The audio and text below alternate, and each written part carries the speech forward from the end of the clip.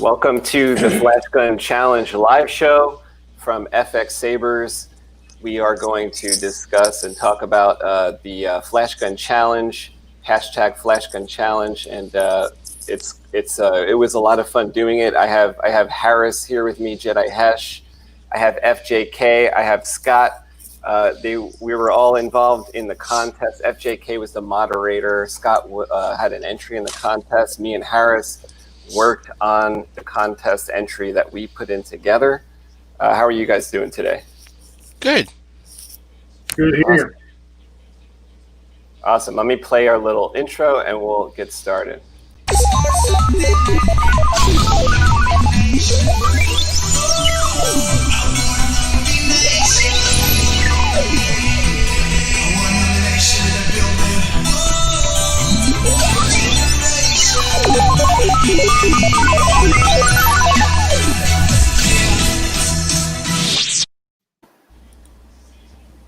Good morning, TK Boomer Fun. William J says good morning, Vietnam. Yay! Hello! Hello! Thanks for joining us. So we have, how many entries do we have? We had 6 or 7? There was 6 entries. 6 entries. I was thinking we could kind of scroll through and talk about the different ones. Maybe we'll start with the people that are here. Yeah. Can you bring up you can bring up the photos of each one? Oh, okay. I see it in the center of the screen. Yeah, and I can pull up the individual photos too. Very cool. Very cool. Let me scroll down here. Now, I'm bad with names. I don't remember all the names of them. What was the name of that saber ant? This one's called Cannon. Okay. So this one was done by Jedi Seth. I hope Jedi Seth can stop by at some point. We'll see. We've had Seth on the show before. We've had Seth on the show. Yeah, he's a good dude.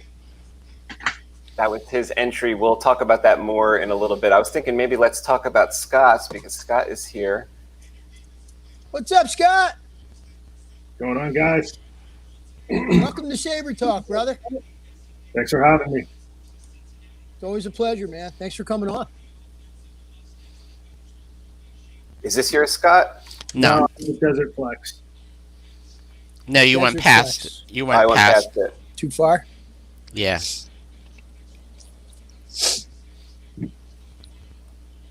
Here we go.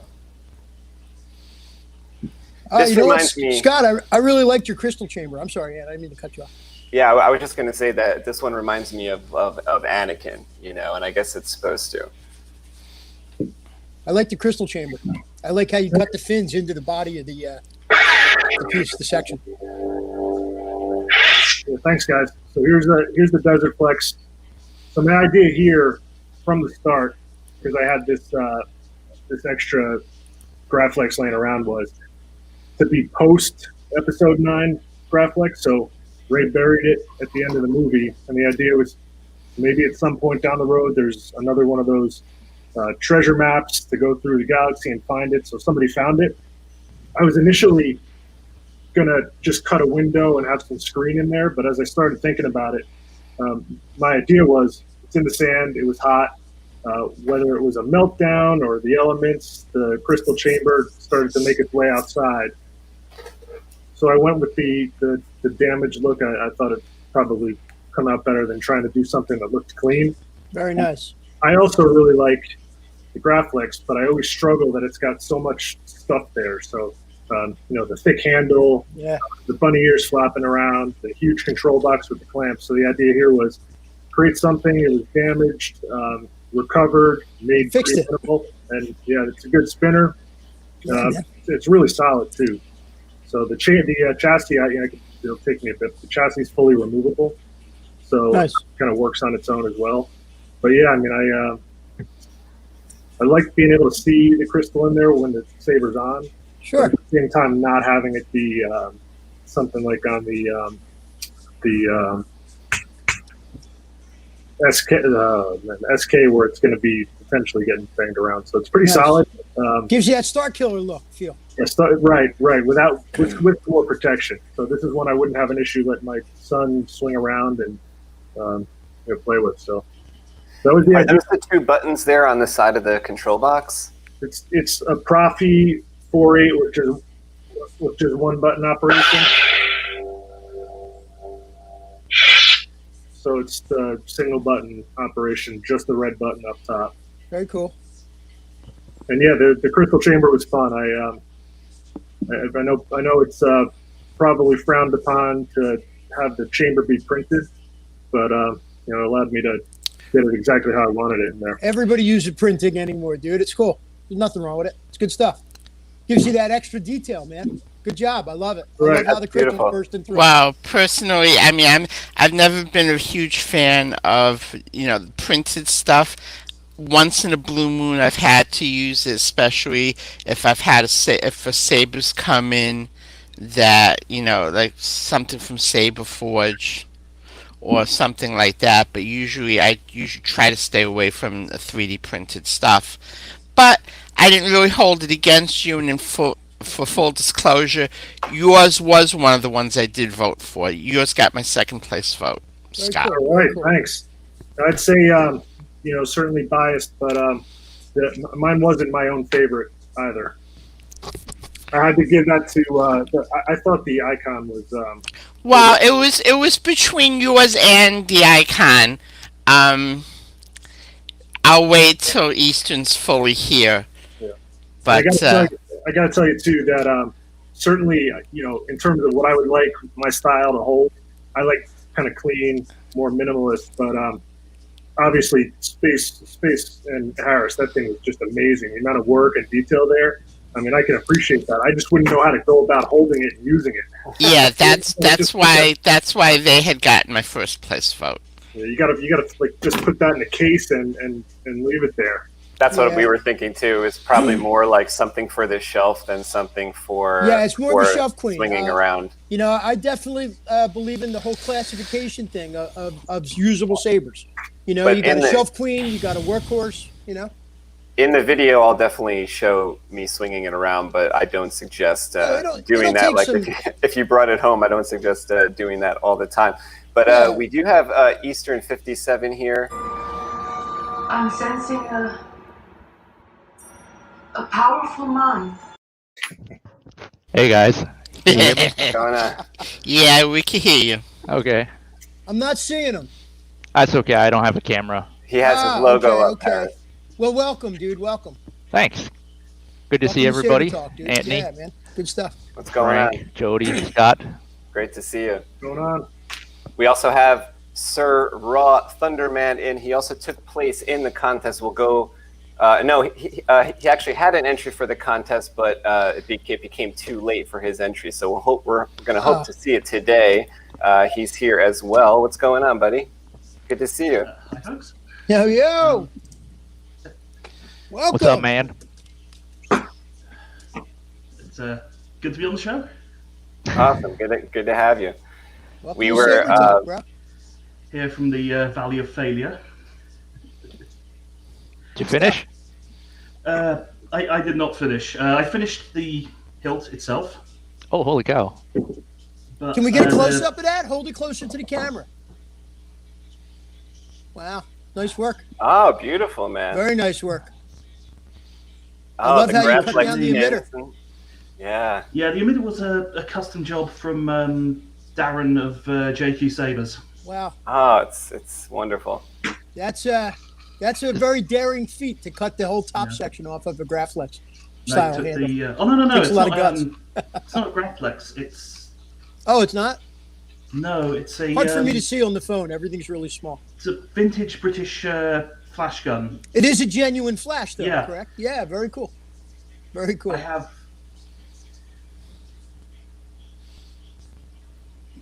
Yeah, I have no idea what the history of this flash gun is, though. I've only seen 2 of them on the internet, and one of them's mine. Wow. The bottom part looks almost like a Yoda, doesn't it? The bottom grip part? Yeah, it's got that wide, flatter grip. Yeah, that's NHS shrouding, anodized. Very nice. So it's just black anodized shroud material that you cut up into sections. Very cool. Very cool. Well, that's the way to do it. That's the way to saber talk, brother. My original plan was, by sheer coincidence, right? This old British flash gun I found is the exact same diameter as MHS tubing. I remember you saying that in the thread. Yeah, that's so funny. That's an my awesome original thing. plan was to hack them together like that. Okay. But yeah, I love it when a plan comes together. When a nice found piece finds its perfect home, right? yeah. The problem was That's that the best. the wall thickness on the Flashgun was like less than a millimeter. Okay. Not much room.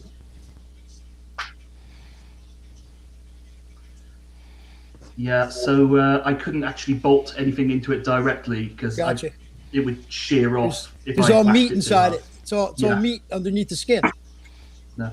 Yeah, man. Can't tell what material it is. Is it like coated brass or something? No, it's at least 50-year-old aluminium. That's all I know. I wouldn't trust to tap that. Still though, it looks great, man. Yeah. This is the chassis that I'm working on for it, but as you can tell, it's a little bit short. I like the It's all right. Make it details. work, That looks man. cool. Make it work. And if you run into a roadblock, you put it down and pick it up a couple days later with a fresh head. That's what I do. Welcome, Bombarta. We have another contest entrant here. Bombarta, Oh, Gary, what's going on, my friend? What's up? Oh, What's up, Ham? How's everyone? Sorry Good. I'm How late. are you? You get away from Baby Yoda. Hello. Okay, we were talking. Okay. We're gonna keep talking about Scott's saber because I have a couple questions on this entry. Scott, did you lower the height of the control box, and how did you do that? Yeah, so I just had I actually just took it apart so I could get take the chassis out. But yeah, I took a control box.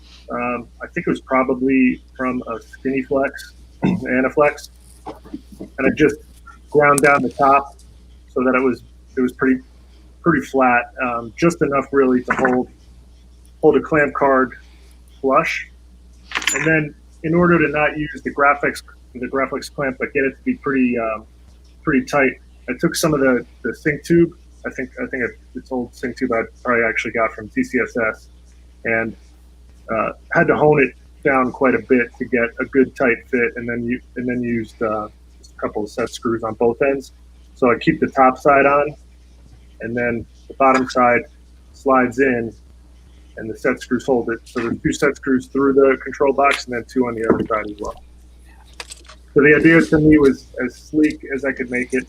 Didn't even show up that well on the pictures, but the rust was painted, and I didn't want to go too much. But then I figured maybe it could have been a little bit more because it didn't show up all that much except right around the hole, which is really less about the paint and more about the brass at that point. That's really cool.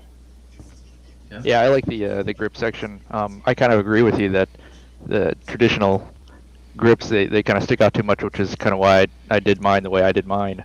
So it's a little bit slimmer, and you don't have those ridges cutting into your hands and stuff. It's just not comfortable. This thing is very comfortable, and you love the Graflex, but those things are just not comfortable. A lot of the newer ones coming out now aren't the actual T-tracks, so they're rubber, so they're not quite as hard. But those original ones, you leave some marks if you try to do anything more than just hold it there. Yeah, well, I think Anthony already knows my thoughts about the Graflex. Hard to fight with, huh? Hard to spin. Yeah, I hate them. I've never liked it, ever. Well, you know what's really cool about this? I love lightsabers, but since I understood ergonomics and understood about holding a sword and things like that, you'd never want to fight with something like it.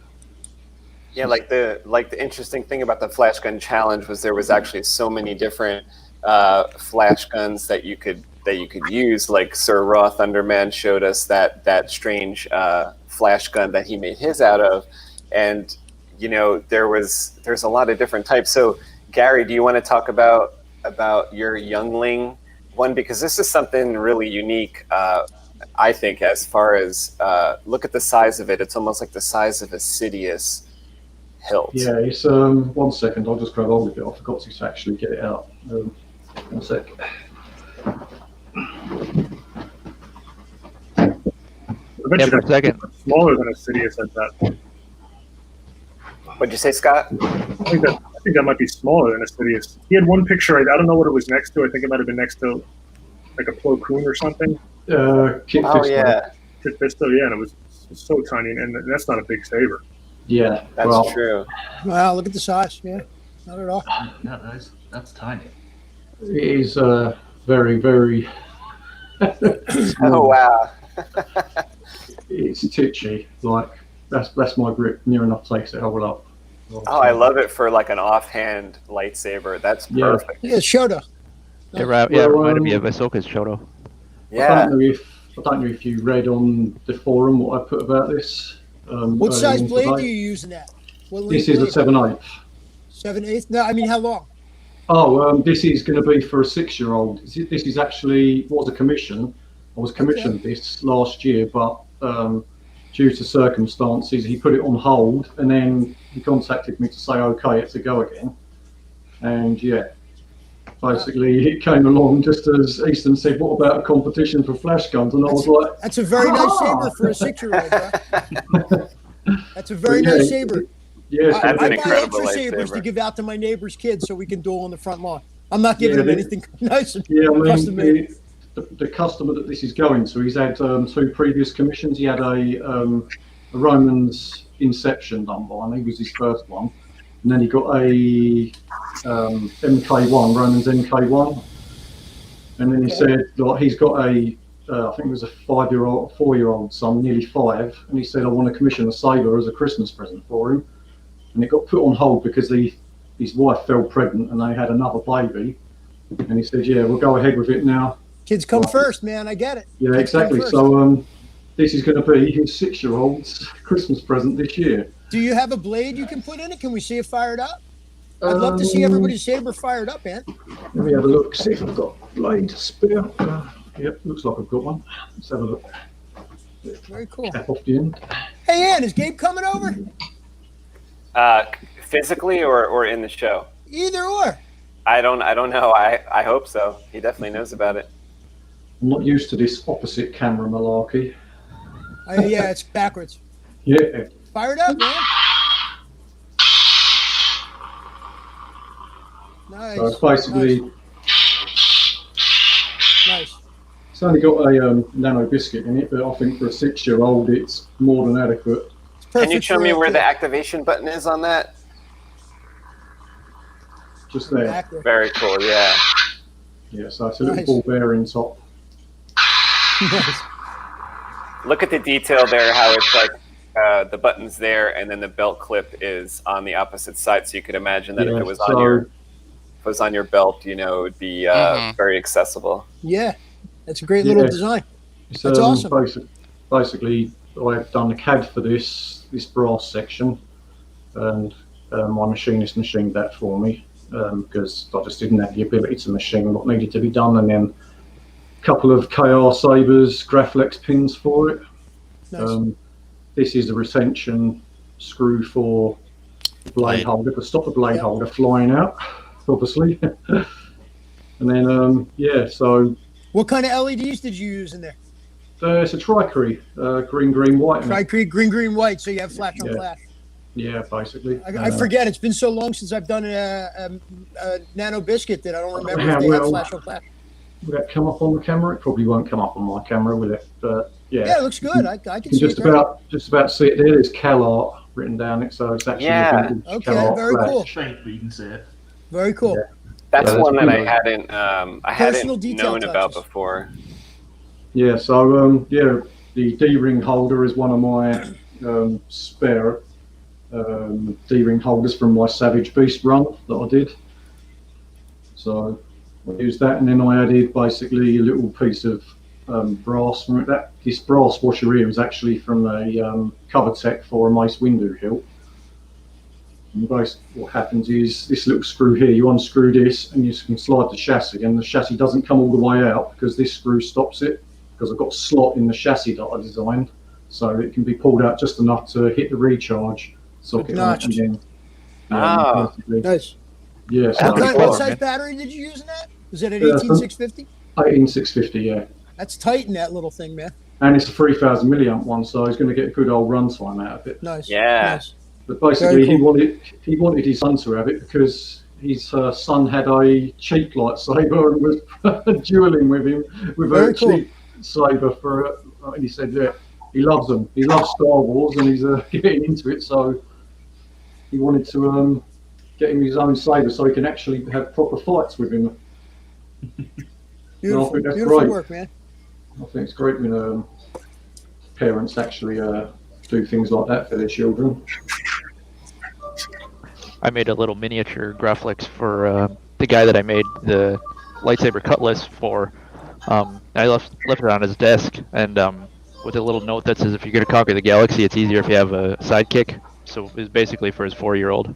But Easton, you've turned into a blue dot. no, man, that's my avatar, dude.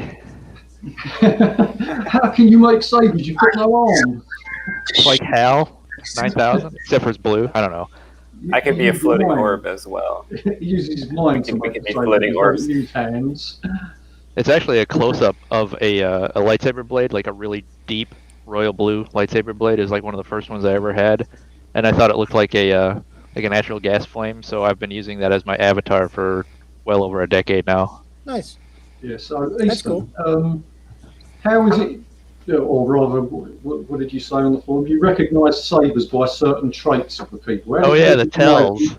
Yeah, how did you recognise my saber as being my one? Actually, it's not that. It was the text. In Okay. North America, we say set screw. So when you Yeah. had grub screw in there, it was just like, okay. there goes. You're going to have to remember that next time. Yeah, one thing Well, for sure, saber builders have an eye for detail. That's an eye for detail, bro. Yeah, well, there was that, the overabundance of, well, not overabundance, the vast abundance of KR Sabers parts. And I don't know if anyone noticed, but the site that Jody posted all the pictures to, it actually publishes all of the metadata for the pictures. So you can tell what camera it is, you can tell when it was taken. But this one, Oh my was God. actually uploaded You're the same day. hacking in now. Yeah, You're well, hacking no, in the background data.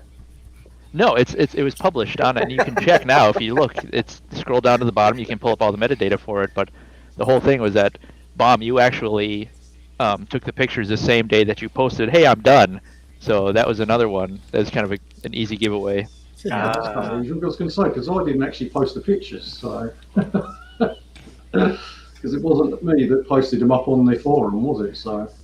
It took me a while to figure out this was Bombarta's. I think it was like process of elimination kind of. I was trying to think like whose this was. I thought it was Eastern's at first. And then when I look closer, No, that No, wouldn't be It's that wouldn't be entirely too Josh. clean. I would never be able Yeah, to do something that No, clean. that's not Josh's work. I know Easton 57's work. That's not his. you know what threw me off about Icon was the background. And now I know Eastern said he was going to change the background for his photos, but it was such a different background than any of his other photos that I was thrown off for like a day, and I was like, Until you actually look at it, you just, oh yeah, that's totally his style. But Yeah, I mean, I think all the sabers that were in the that entered in were brilliant. But for my two that I chose was Icon and Canon, just because of ergonomics. When I look at sabers, it's all about ergonomics, how comfortable they're going to be, and how they're going to be usable as a real weapon. So that's why I chose them, and I just love the look of them as well. I thought they were awesome looking sabers. Not all the rest weren't, but they were just like picking a bunch for myself. yeah, Canon was cool because you can actually see a lot of the original Flashgun elements. I don't know what Yeah. Flashgun I Yeah, used, exactly. but like the maker's marks and stuff. It says it on it. I think what was it? You can just see it on the clamp on it. The name of it. I think it's a Canon one. It's actually made by Canon. I think that's why it was called Canon. Oh, is it? Okay, Yeah. that makes sense. Yeah. I didn't even realise Canon made flash guns like that, to be honest. But then I've not looked into the world of flash guns. I spent some time trying to research it, and it's it's really weird how little information there is out there on actual flashgun handles compared to cameras. Yeah, that's what I thought. I mean, I've done quite a bit of research looking for camera flash stuff as well, and it's like there's not very much out there on the web at all. It's like hide it. Don't let those Star Wars people know about them. They'll have to filter out Feel the wrath of the most Rappler. I could think of to try and find anything in the first place, and even then it was. Yeah, I've come across like camera collectors that are they absolutely hate Star Wars fans specifically because we do these things to these vintage pieces, and they kind of roll their eyes whenever we say we're looking for a Graflex or an MPP, and MPPs are even more rare, like a real one. But anytime I came across them, they were like in the $700 range plus, and this was 10 years ago. And ever since the explosion of like the sequel movies, all the prices of Graflex, MPP, even Highlands and stuff, they're just ridiculously overpriced now. Yeah, I bought my first Graflex 20 years ago. I was a member of the RPF, and it had just come out that at that time that they discovered that it was the Graflex, and I bought a vintage. And back then it cost me $300, and they hated us back then. You can imagine what it's like today. It's even worse. Well, for a while it went down when Parks kind of, I don't want to say overflooded, but he at least provided a lot of alternatives for when he made the replica flashes and stuff before the Graflex shop, before Corbant and stuff. But Parks is the one that put out a lot of the replicas, so a lot of the replicas that you see that Yoda uses, they're replica Parks and stuff. So in that sense, it went down so that you could pick them up for about $100. That's how my friend got his about 20 years ago through Parks. Yeah, Parks has been around forever. But Parks isn't a genuine. It's not a Graflex. It's not a genuine Graflex, right? That's true. But I mean, at the same time, it's a great replica, and I can't knock it. But if you're building a vintage piece for a high price, don't you want to use an original? If you can get your hands on one. Yeah, this is actually how the Flashgun Challenge started, was that we were talking about cutting up actual vintage pieces, and do we do that or not? That was SirRawThunderman that is like, should I do this? Kind of like biting his fingernails, like, should I do this? The thing is that they made absolutely hundreds of thousands of them. Now, if they was that special, they wouldn't have all got trashed in the first place. Yeah, they didn't care about them until they saw 30 years later. That's when they started caring too, you know? Yeah, exactly. So vintage, like, people that like these cameras, I mean, if they wasn't throwing them away in the first place, they wouldn't have become rare, would they? So right. It's simple as that. If you're into cameras, you don't throw a camera away. If you're throwing them away, then you obviously don't care about them enough to complain. So. Right. Years and years ago, I was friends with someone who was obsessively into photography, and one of the prize items of his collection was a Graflex that he'd found, like full, perfect vintage condition, full working order. Oh, like a full 4x5? Yeah, like everything. You know, if you didn't know that the year was 2010, you would have thought that he just picked it up in 1945 or whenever it was made, and he did not like Star Wars fans. Photography people do not like us. It's our fault. It's all our fault. At least I can say I've never converted one. Don't look at me. I'm not to blame. Once you open the door, Space. Points at Exoflex. In all fairness, can I say something about the Exoflex? And Anthony, I even had a conversation with him prior. Looking at our Exoflex, he got the vintage flash gun, and the tab, the bottom tab that holds the bunny ears on, was broken off already. So in something in that condition, I think it's just begging to be repurposed for something else. You know, Upcycled. Yeah. You know. So now it's a fucking work of art, and it's worth a lot of money, and it just won a color contest. You know. Yeah, it did. Right. I had also just gone to Yoda about a year or two ago from FX-Sabers to ask him, is my vintage Graflex good enough to become a Yoda lightsaber?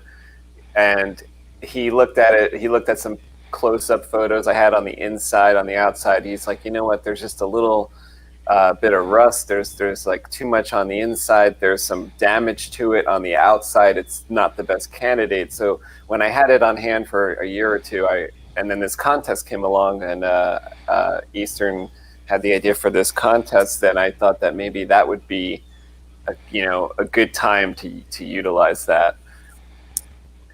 But for Eastern's entry, which is one that I voted for along with Gary's Bombartas, because I could see Gary's on my hip. I like that as like an offhand saber, and I could see Eastern's as my main saber. So I voted for those two. TK Boomer says that gunmetal gray is sexy.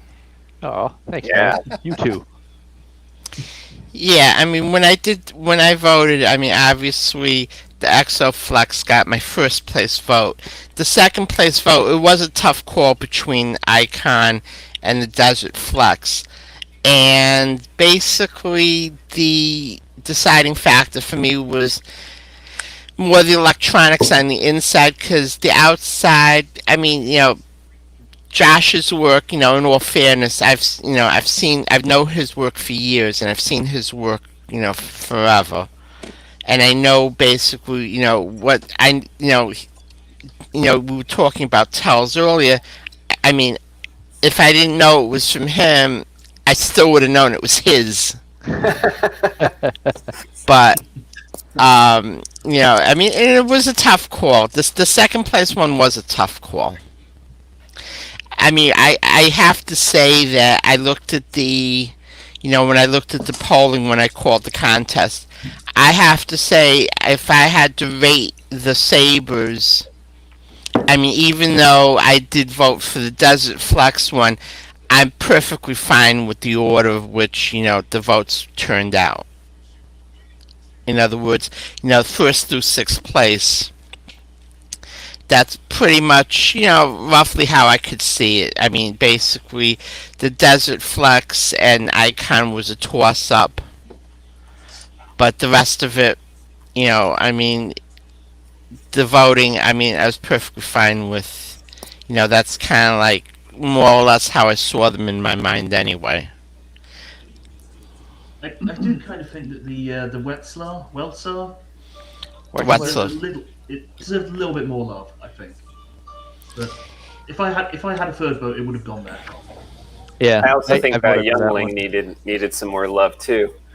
That's a classy look. They were also great. All the entrants were great. I mean, that's kind of like, it's one of those cliche things that, all these were winners. Everybody gets a trophy. Yeah, but unfortunately, it's not quite how it works.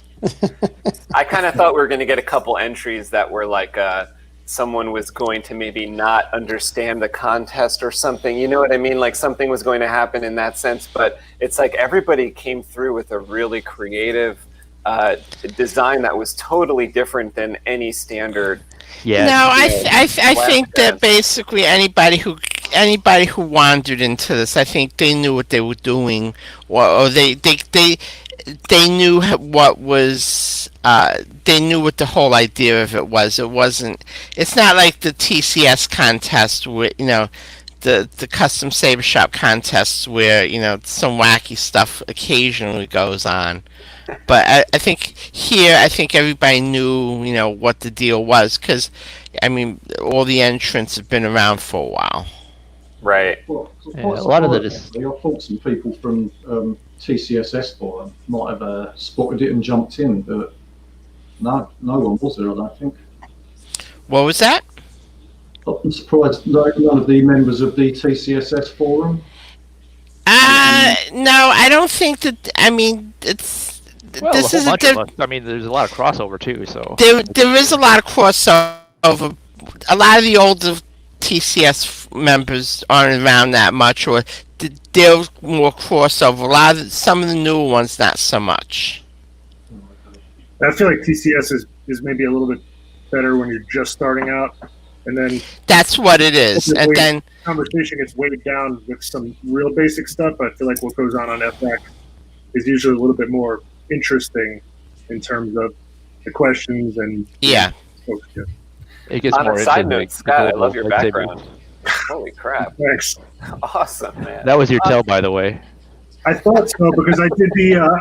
At least I put some pictures up for the droid terminal back there, and then I realized that I was trying to put it in a small area, but I wanted sunlight there, and I guess when I looked at it, I'm like, yeah, that's a little too soon after for that. Yeah. As soon as I saw the panels of the wall, I was like, oh yeah, that's Scott's. But that's an epic wall, man. That's an awesome wall. Yeah. Like if he does YouTube videos, seen this Holy crap, background, dude. and you know, I had to be jealous. I didn't know Scott had that, but I did see that in the background of his photos. I just thought, you know what, there are some people that have that type of have that type of background that I've seen like on Instagram and stuff. So I'm like, okay, I couldn't pinpoint it, but it looks great. Yeah, I mean it's pretty bush league compared to your Ford over there. Well, I had to put everything on hold for like an entire year and get some help to make it happen. So I'm thinking about doing something for this is a finished basement. I'm thinking about doing something for that little window there. Not like your not like that faux window you have, but I want to do something like that. Yeah, like I could almost see what if there was some kind of effect, since you have some depth there, if there's some kind of NeoPixel LED effect that you could have almost like a hyperspace jump occurring in there because of like, you know, you put like a film on the front of it and then some kind of NeoPixels in there, and it almost looks like you're traveling through hyperspace maybe. Oh yeah, you could use one of those I was also rotating disc balls. Yeah. Maybe like framing a small LED TV that could actually do that. Yeah. Oh yeah. You know what else it could be like that whole wall could be like a warp core, and like if it was like Star Trek type of thing. Wait a second, you're crossing genres here, man. 5-yard penalty, shame on you. You'd have some kind of central, central core for the whole computer, for the whole engine. Red card, get off. You're off. Mentioning warp cores. Looking at Icon from a little bit away, almost looks like there is what are those imprints called on the handle, like some kind of graphics on the handle, but then when you look closer, it is these 3D layers. Yeah, they're just scraps of acid etching aluminum. would look like that as well. And that's one of the things that I was kind of going for. When I do the clear coat acrylic thing, one of the things I noticed is that if you do it on straight aluminum without powder coating it first, it kind of looks like saltwater etching. And so I tried to do that, but unfortunately with the chrome of the MPP2 and the aluminum tape, the finishes didn't match, so it didn't quite come out the way I wanted it to. So I just added a couple of more layers to make it look a little bit dirtier, to kind of sell the aging thing. And but unfortunately the actual look of acid etching that I've been able to achieve on some other ones, like maybe I'll show off my Cornhorn 4.5 someday, but that has a really good example of that. But another one? Yeah, another one. but yeah, I'm gonna have to love you and leave you guys. I've got to shoot off. Okay, Gary. Thanks for being here. I'm glad you no went problem. I over thought I'd just your show lightsaber. my face and say a quick hello to you guys, but I'm in a bit of a rush. Congratulations to all the contestants. Great job to Yeah. everybody. yeah, thanks for coming, Bob. Good job, Congrats everybody. to everyone. And before Gary leaves, I just want to say that thanks to Gary, Harris and I were entries into the contest, because I didn't even know about the contest until Gary hunted me down and said, "You got to go look at what's going on." I was so It's busy. your fault. I was so busy this year that My bad. I was like, yeah, Space can do it. He'll make the numbers up. he came and found me on Instagram or something, because I wasn't attending Well, I the forum as emailed often you. as normal. I emailed you and then I messaged you on Instagram and I'm like, is he ignoring me? I was like, Instagram. He's like, oh, well, I didn't know it was a contest. It It was a lot of Yeah. fun though, and thanks for being a part of that, Gary, and telling us No, about no. it. And we had such a great time. Hopefully, we can do it all again next time. Yeah. FJK says he's got an idea, so we'll hear about that maybe a little bit at the end of the show. Huh? What? Go back to sleep, Jody. Holy cow. All right, okay, I'll catch you later, guys. All right, thanks, Gary. Thanks for Okay. coming, man. Take care, bro. Right? Take care.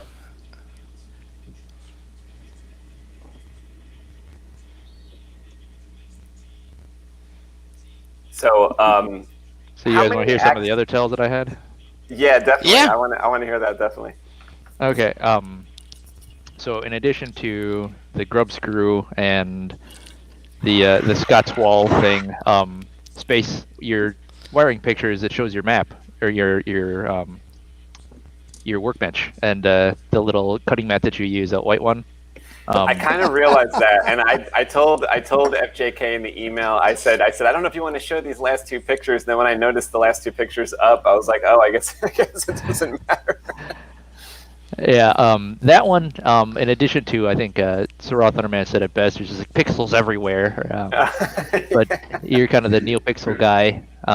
Still, though, I mean, your design-wise, I can't really say it's indicative of you, but one of the things that I've noticed throughout the years is that you have a tendency to mirror a lot of the same thoughts that I have as far as the aesthetic of lightsabers and the design process and the design approach.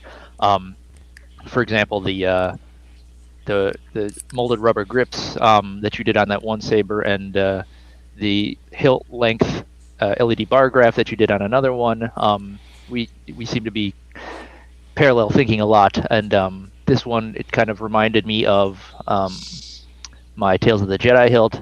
It resembles an XR Kun, and albeit a lot cleaner and a little bit more deliberate. But The panels, I didn't Yeah. put that together until now. and for the first time I saw it, I was just like, oh, it's going to take me a second to digest this because there's just so much going on. But that was one of those things that it sort of reminded me of the relationship style, if you want to call it that, between your builds and my builds and stuff. But I can't say that really pointed me to you. But then as soon as I saw the picture of your workbench, and I was just like, yeah, I could totally see that being a space build. It was a pleasure to build it with you, Anthony. Thank you for inviting me in to do that. Oh, thanks, buddy. Oh, Which it was parts so much did fun. you do? Say again? Which parts did you do? Well, he and I we passed it back and forth is what we did. I'd work on it for an hour or two, and then I'd pass it to him, and he'd work on it for an hour or two. I will say that the general design, I don't know if you saw any of the pictures that he posted up on the, I think he made a video about this particular hilt. There's some pictures. Anthony has a little corner of the ship where it's kind of set up with mirrors. And something I think it's cool. It takes me back to like football days of the guy drawing out the game plans on the chalkboard. Only he uses colored markers, and it's on a mirror, so it's kind of cool looking. To be honest with you, it's like mirror graffiti, you know. So he kind of laid out the design, and one thing that you can take for granted that I'm going to tell you from working for 5 years with this man, you walk into his house, it's just a mass of parts. So it's just knowing where the part is and grabbing that and saying, oh yeah, that'll work here. Oh yeah, that'll work there. So, you know, like he handed me the Graflex, and you know, if you want to take over, you feel free, but he handed me the Graflex. He saw the cutouts in it. He saw the outer shrouding in it. So he basically came up with the outside design. Also shifting the box. We shifted the box up. We centered the box to the glass eye, and then also shifted it up almost about a half inch or so. It is a shorty if you look at it, but what gives it the appearance of the length are the shroud pieces that are protruding from the bottom. Yeah. Anthony's envision of that was, you know, the maul saber that got cut in half and all the guts were hanging out of it. And the only thing I've really ever seen like that, I've seen a couple pieces, but the one that stands out for me was the, you know, I had the Hasbro saber that had the little plastic gem in it. and had two little plastic tubes coming out of the bottom, looking like they were cut off. But this takes it another step further. So basically at that point we started with, I think it's got a Vader's Vault blade holder, if I'm right. Is that correct?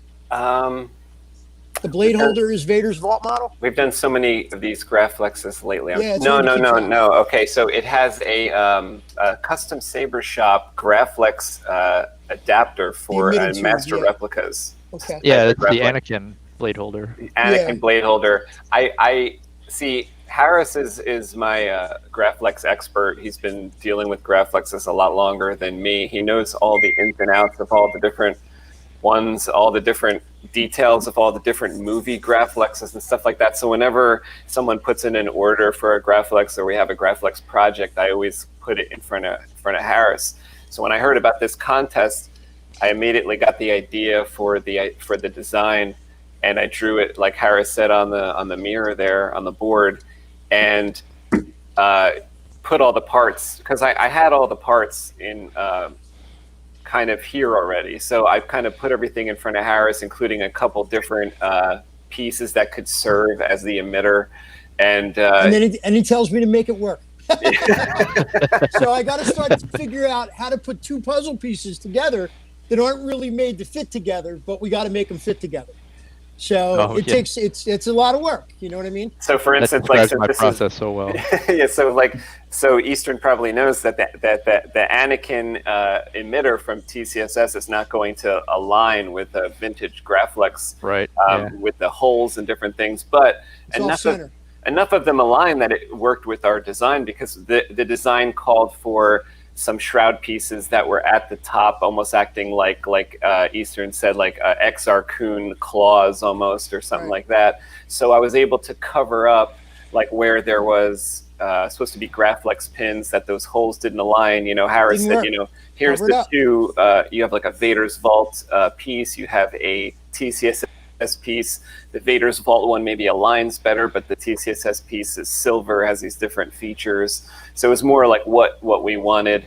Harris also, you were asking Eastern what Harris did here. He set up the glass eye with a Flora pixel in it. So that's actually not like a blade shine through. That's a Flora pixel. Oh, wow, yeah.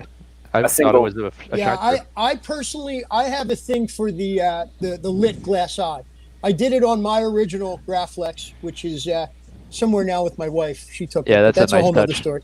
But I love the lit glass eye. We obviously we never saw it on camera in any of the movies, but I got to think that it's on there. It did something, and just to have an empty space behind it, we needed to do something with it. Now, like Ann said, because that blade holder really wasn't set up for this genuine Graflex, we had to make it work. And then what ended up happening is part of the bottom of the NeoPixel connector kind of took over some of that real estate in there to light the eye naturally from the blade itself. So I suggested that we take a Flora. Anthony has these really nice little single NeoPixel Floras. They're nice. They're a pain in the ass to wire up because they're so freaking small, but they're nice. So what we did is we backed the opening. We took the opening wider. There is a little opening in there for that one had it for the set screw glass eye, I believe. So we just based it on that and opened that up, expanded it out until the Flora could mount in there. And basically the Flora is sandwiched between the blade and the end of the glass eye piece. And that's a genuine glass eye. No, it's lying on top of the emitter. Oh, that's right. It's laying on top of the emitter section. The emitter pod. So for NeoPixel you have it's almost like your heat sink, but it's made out of plastic or whatever. A pod. I call them a pod.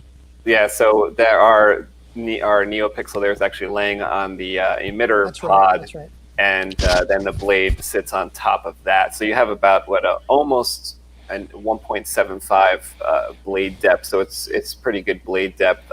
Harris also his specialty is making the button clamp card, the activation. And I really like that because in the movies, I feel like, especially in like Empire Strikes Back and stuff like that, I feel like we can't see where Luke is turning on the saber sometimes. And so I always considered that the control box had the controls in it. So Harris put one of the buttons for us, in this case, the auxiliary button, underneath the clamp card. Instead of using both of the buttons that the clamp card can provide forward and back, we just use the forward button, and the red button, like a TFA style, is activation here. Very nice, sir. Very nice. So, you know, it was a little bit of a challenge getting that blade holder to work with the genuine Graflex, because nothing lined up. But in some ways, you know, that actually made it better for us, because I'm a believer in mistakes. You know, I'm a musician, and I've recorded stuff in studios and made a mistake. And you listen back and you're like, you know what? It's not bad. The Jimmy Page theory. Yeah, it works. You know, so I kind of use that theory in building sabers a little bit as well, you know, to the tune of, you know, all right, if you mess it up, cover it up and move your parts. I would say that was kind of an idea from this one from the very start, which was to have it asymmetrical. And I always thought that in Star Wars, it was one of the things that made it really different from Star Trek, in my opinion, was that everything is very asymmetrical. Like, for instance, the Millennium Falcon has the control or the cockpit on the right side, you know, off to the side, and the different B wings and all the different ships that are kind of asymmetrical and oblong, and that originally I even wanted every single part of this to be not matching the opposite side, so that's why the claw every bits piece is don't an really individual. match and stuff. And I don't know how you feel about this. Can I give up a trade secret on this? Go ahead. Are you cool? Are you sure you're cool with it? I mean, I don't know what you're going to say, but I don't want to give away our trade secrets. But something that amazes me. I don't know of any secrets, but go ahead. All right. So something that amazes me that you did on this particular build was every piece that you see that is bolted to the outside of that Graflex, every shroud piece was a piece of scrap. I live there. From something else. I knew Josh would appreciate that. That's all shit that the average guy would have thrown away. But instead of throwing away, he puts it in a little bin, and he takes it and he holds it against the hilt, and he envisions it, what it would look like in that position. And something, you know, they're just leftover scrap pieces, literally. Well, a lot of us have scrap piles of stuff. I mean, mine used to be pretty big. I mean, I pawned a lot of my scrap stuff off on Eastern, so now he's got possession of it. All right. But you know, when I trim down the pile, but you know, no, a lot of us, you know, when I used to build more, I had a bigger scrap pile. Obviously, I don't build too much anymore. So obviously, I trimmed down the scrap pile. I pawned most of it off on Eastern and one or two other people, and you know, life went on. To me, when you can take junk and turn it into something beautiful, that's a talent. You know, that's a talent. And you blew me away working with you. Well, I also thought it was a mixture of stuff I had lying around, plus like brand new awesome stuff that I was like saving for a special thing. Like, for instance, the braided. Like all the braided wire in the bottom part, I had purchased. Yeah, that's cool. All that the lighted cabling. And just so you guys know, the braided lines are backlit with SMD LEDs. The SMD LEDs are running inside the cutoff piece of that braiding. Are you talking about the fiber optic lines? It's not actually fiber optic. They look like fiber optic. Harris brought over these like really small LEDs, They're like very micro small LEDs SM that LEDs. actually came with like little lead wires off of it already, so they were very convenient to utilize. He threaded the lace with the LED, and just that little LED is hanging out the bottom of it. But he frayed the line up a little bit to give it the appearance that it was coming from the core of the piece. Really cool. Originally, there was like touch. I have some of those in my collection. What's that? Those tiny SMD LEDs. Oh yeah, they're great. I'll share. I mean, it's trade secrets, but we're all having fun here. I get them from Amazon. 25 of them was I don't know, $10, $8. I have some small ones laying around. I mean, they're not wired. If I want to do something like that, I'd have to attach the wires And Yeah. I have like what is it, the 603 ones. Those are, Yep. I mean, I use them on usually I just use them on the crystal focus boards themselves. But like theoretically, I could do something like that. They're not exactly the easiest things in the world to work with. So No, sir. A friend of mine is really big into model railways and model trains, and they have some ridiculously small, high-power LEDs, like Oh. 0603 footprint, but about a quarter brightness of a Tricree. It's Wow. I don't know how they do it, but he manages. Is it for the headlight of the train? No, they don't actually put it on the trains. They put them in the background for your street Little lights, houses. Street lights, and stuff. Yeah. street lights, decoration, town. I should take a decoration. look at that. I know, a lot of people go to like RC car stuff for this hobby, but I didn't really think of the train stuff. yeah, no, Oh, yeah, train yeah, stuff, they do that. because quite a while back when people were looking around for speaker alternatives, they used to use the BladeMasters speakers, and there was some other things from way back then. I think I may still have them. They used to have some really tiny, I think they were 6-pin connectors. I probably still have them in a parts bin that were pre-wired, and they had like 30 gauge, it could even be smaller, wires attached to them, and because I almost used them on my old illustrious build, which is now in pieces and needs to be rebuilt. Eventually I'll get around to giving it the upgrade it's been waiting for 4 years. But basically in that build I had a little side thing of LEDs, SMD LEDs on like on a little breakout board, and I used to use that. It was basically just it was just for display. Although when I upgraded this time, it's going to have a Bluetooth module in it. So I'm rethinking. I'm going to probably make those turn a couple of the LEDs into indicator lights for the Bluetooth, and then leave the rest of them as just accent LEDs or for the crystal focus. But Yeah, the 4-watt speakers that TCSS sells, those are actually TCS. So they're model train yeah. speakers. Oh, okay. Yeah, no, I mean, basically, yeah, and, as the years went on, I mean, we found the BladeMasters years ago, but, then they became more popular, and Tim started, getting it from them. Because, I mean, they're good speakers. So, I mean, the quality, I mean, Tim's always on the lookout for, something better. Yeah, he used to More I've sell. never had a reliable. problem with a TCS speaker. I use them in every one of my builds. They're TCS based speaker. I use in almost every one. Yeah, I mean, the old premium, originally the old premium speakers, they used to go out every so often, and for a while Tim's supply was having quality control issues, from as I remember. And that's when bass speakers started getting introduced, and then we started looking. He started looking around for a lot of alternatives, because as more soundboards became available, they were geared towards different. Everybody had their own preferred speaker, or preferred specs for their speakers. So Tim kind of looked around to see what he could Hey, get. JB's online. Huh? JB, you should join us in the chat here, man. Oh, let me put the link there. JB Kuma is there at the Mad Science Workshop in the chat. He says there are no secrets under the sun, Harris. Okay. All right. Good. Listen, I'm an open book. I don't mind sharing. But I just don't want to.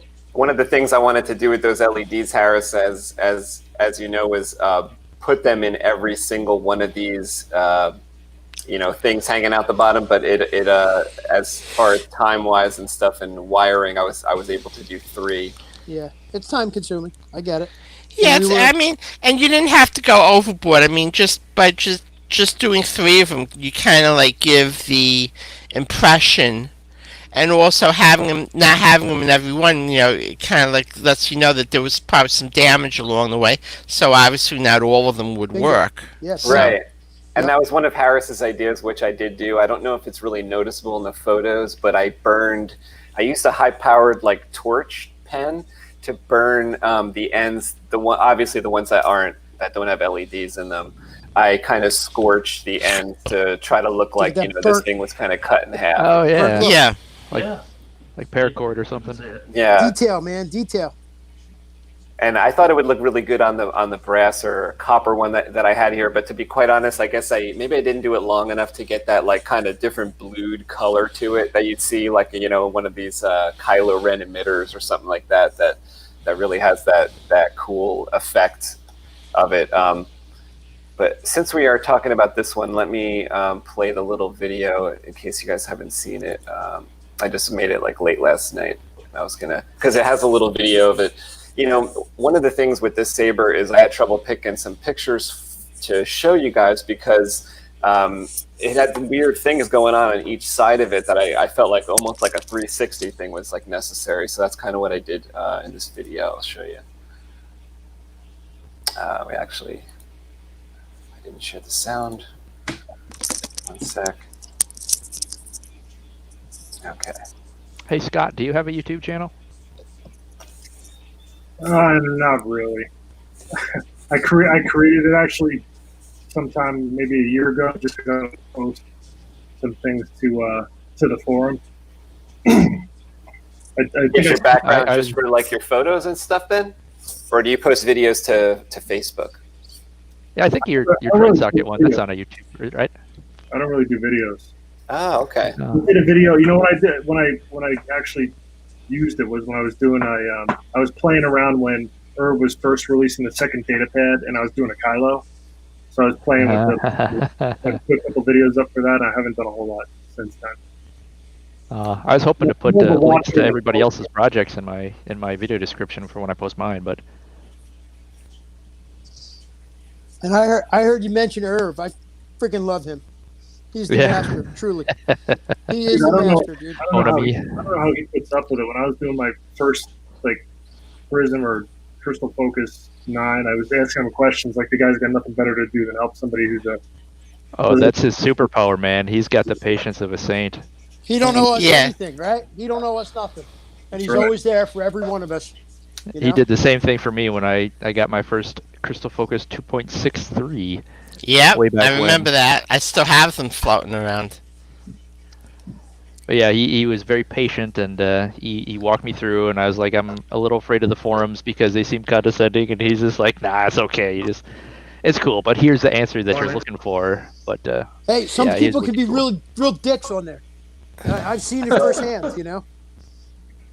There's some nasty people on there. TK's in the house. What's going on, TK? I'm actually starting to get a little more savvy. I didn't realize this was kind of that easy. Sorry, beforehand I didn't quite know. I'm still kind of learning. Believe it or not, I mean, getting back to Earth, believe it or not, he's just, I mean, we've hung out together several times in person over the years. He's just as cool and down to earth in person. Who's that, Irv? Yeah. I can imagine. He's hit me up a few times about music questions. We've talked before, music, drum equipment, and like I'm flattered when somebody like him, to me, he's a rock star. So he's a rock star in the saber world, and to have somebody like him, he's also a musician too. So. Yeah. So to have somebody like him in the saber world reach out and want to talk to me about music equipment, that means a lot to me. So he's just a great guy, the best. I wish he was here. He's here in spirit. He's one of the saber gods. Absolutely. He is here in spirit. Absolutely. He truly is. Saber gods are always with saber builders. I'd put Tim up there too as a saber god. I think Tim's a saber god. Definitely. There's a lot of saber gods. It's like the Greek kingdom of gods. There's a lot of them. You got like Tim, you got Yoda from FX-Sabers, you got Irv, you got a bunch of saber gods. Got Yeah, I your wouldn't- space, I the god of wouldn't be able to do neopixels. I wouldn't be able to do it had it not been for I'll be those right back. guys. You know, they paved the way, man. Amazing, just amazing.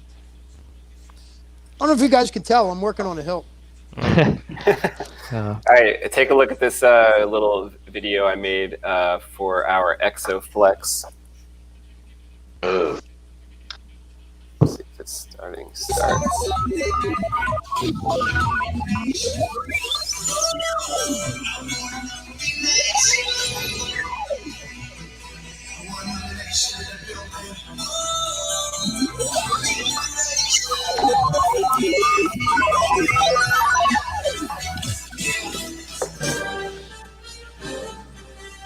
God, that looks such like a beast.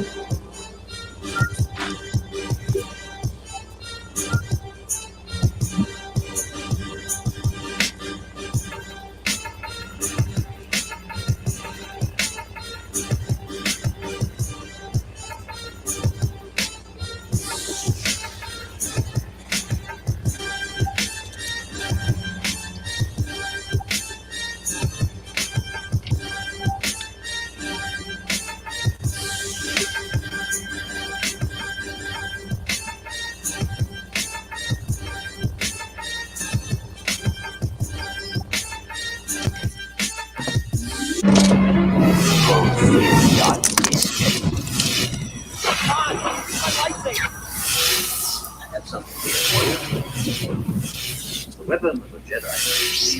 I am a Jedi.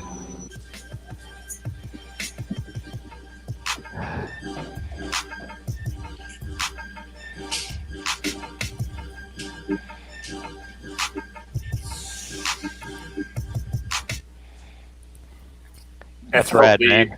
you can see that that drawing at the end where it's like on the mirror. That was kind of what we were going by when we were building that.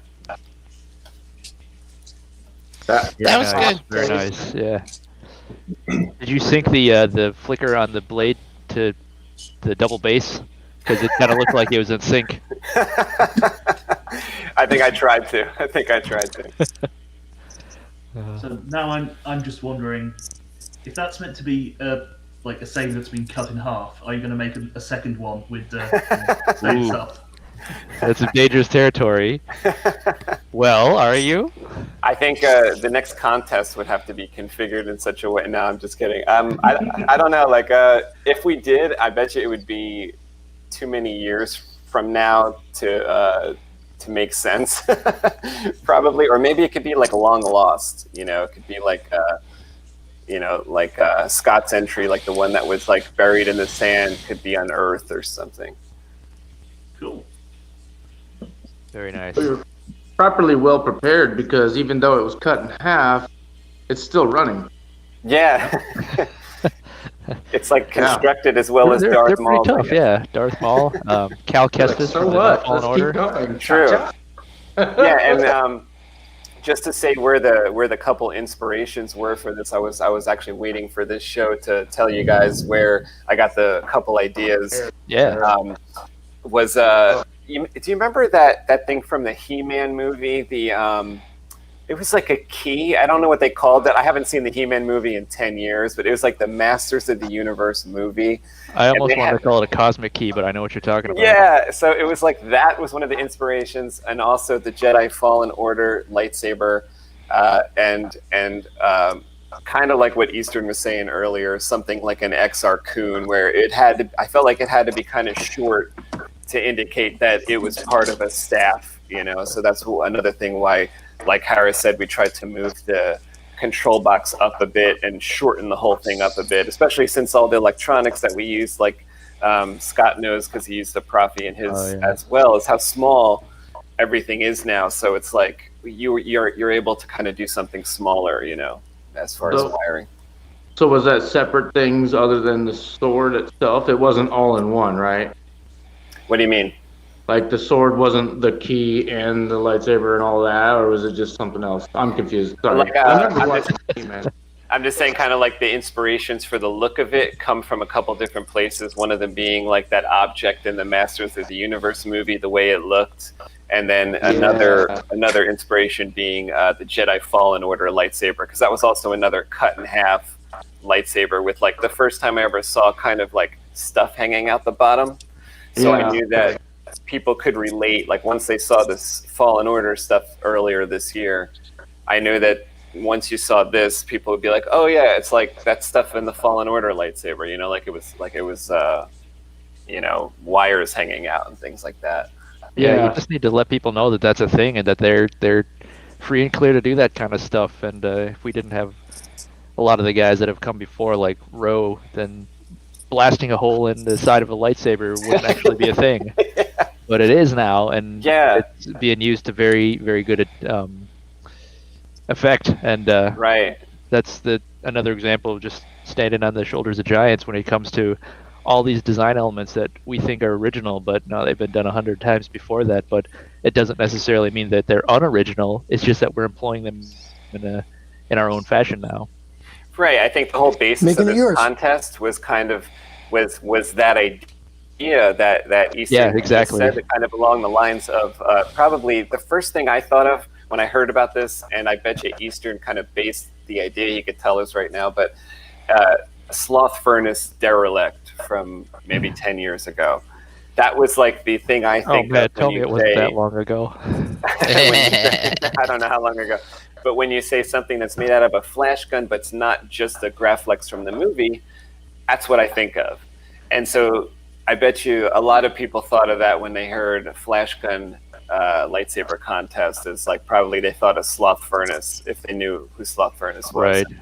Yeah, he does some magic with flash guns. But no, it was seeing those crystals. Yeah, when I was in the early stages of planning my failed entry, I did have a hard time tearing myself away from Sloth Furnace's site. Yeah. The derelict is such a good starting point, but I just kept finding that my initial drawings were looking a little bit too derelicty, and they just needed to be different. Yeah, anytime I would make something out of the Old Republic game, I would post it and I'd be like, yeah, Sloth probably came up with it. Turns out, yeah, he actually did come up with Vindicator. He came up with the BladeMaster Shoto and stuff, but he's the mad scientist behind a lot of those Old Republic sabers. Including the Black Mamba, which... oh, yeah, he's actually Eric, yeah. Is Black Mamba in the game? Yeah, I remember at Saber Summit 3, I remember the night that Ace Rocket announced that and showed us the initial drawings and everything.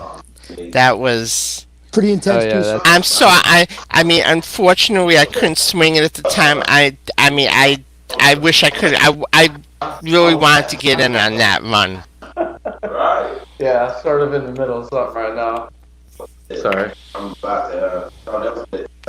But yeah, I mean, I remember we were because I have a picture. I mean, I have a picture from the sit down. It was Mad Cow Rob was there, Ace Rocket, a couple members of the FX-Sabers staff, myself, and Cannibal, who's on the staff now at the Kegger.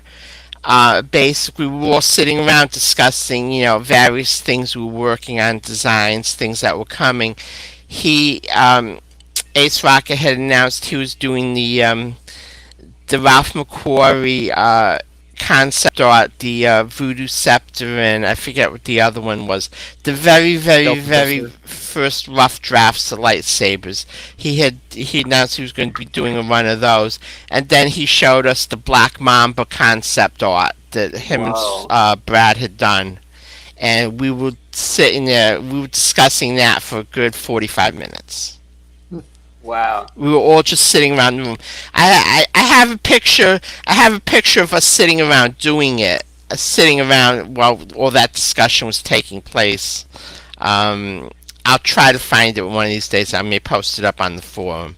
I was But- lucky enough to see that drawing when I was working on the Black Mamba. It came with probably the drawing that you're talking about. It was a copy of it. Was it Yeah, the no, one because rendering? I'm not sure. I'm not sure if because I know that he was going to send drawings out, but if I remember correctly, and it's been 7 years now, but I thought each one was gonna come with a drawing. But if I remember correctly, all the drawings were going to be different. Oh, okay. That was the original plan, I believe. That the 'Cause I drawings were. saw almost like a blueprint, which looked like everybody got a copy of that, and then I think one of because there was two, and one of them could have been an original drawing. Yeah, The other one of looked them was going to. different. There was going to be artwork, and Yeah. each one was supposed to be different, as I remember. Very, very cool. So you got Canon up here.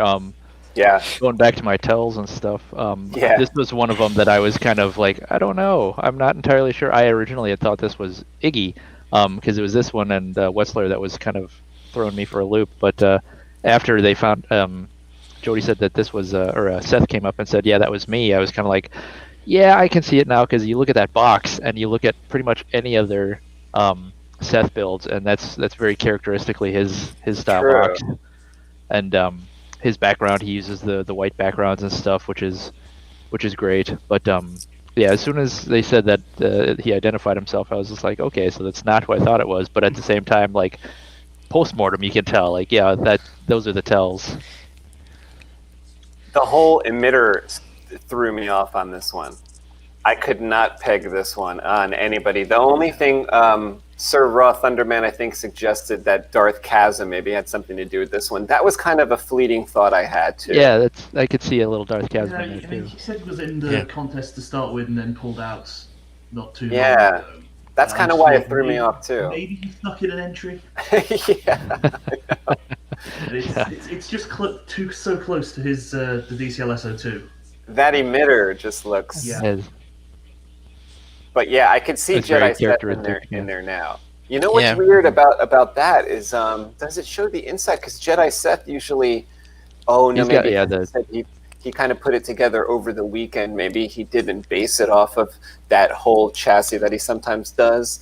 But it's like... Possibly. Sometimes the inside of a Jedi Seth saber is like more intricate than the outside when he does the full metal chassis in there. So if that contained that, I probably would have more so thought of him. But I didn't. That would have been a dead giveaway, yeah. Yeah.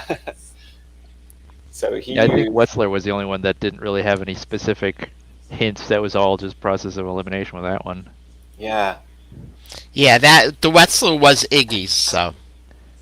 Yeah, I like the weathering. I first thought that when I thought Steve was still in the contest, I thought that might have been his because it kind of resembled Steve's entry from the Custom Saber Shop contest. It was a different phone. I was looking at the metadata again. It was a different phone, but the whole point was that like it kind of resembled the weathering, and then it had that thin neck upper section. So I thought maybe that was it, but no, that was all Iggy. So where's Iggy?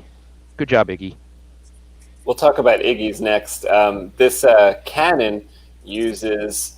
Let me just read I think there's a couple specs here. CF10. It uses a Tri-Cree green white.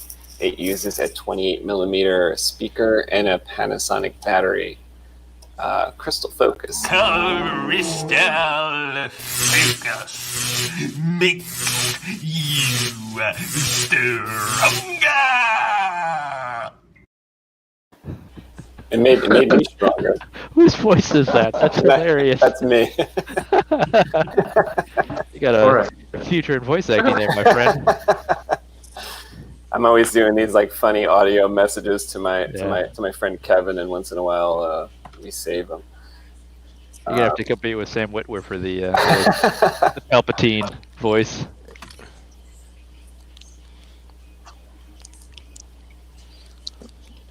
It's like my internet's like slowing down. I can't scroll fast here. Let's see.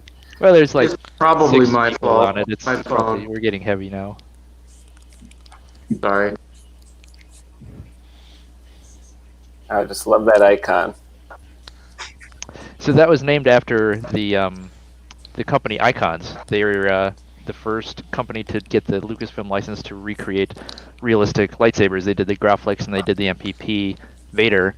And the first time I had ever had any sort of exposure to that was way back in 1997. I think I saw. I think I remember that. One of them. If I'm not mistaken, wasn't the guy from Larble involved with the early inception of that? That sounds familiar. Larry Larble. Hung, I believe his name is. Yeah, I honestly I don't remember specifically. It does sound familiar that he might have been involved with that. He was doing the Larble all metal hilts. He was one of the original ones. Yeah, I used to have cease and desist, and then he got involved with Icons because Icons I think had the royalties license. Yeah, they bought the licensing. Yeah, so he ended up designing stuff for them.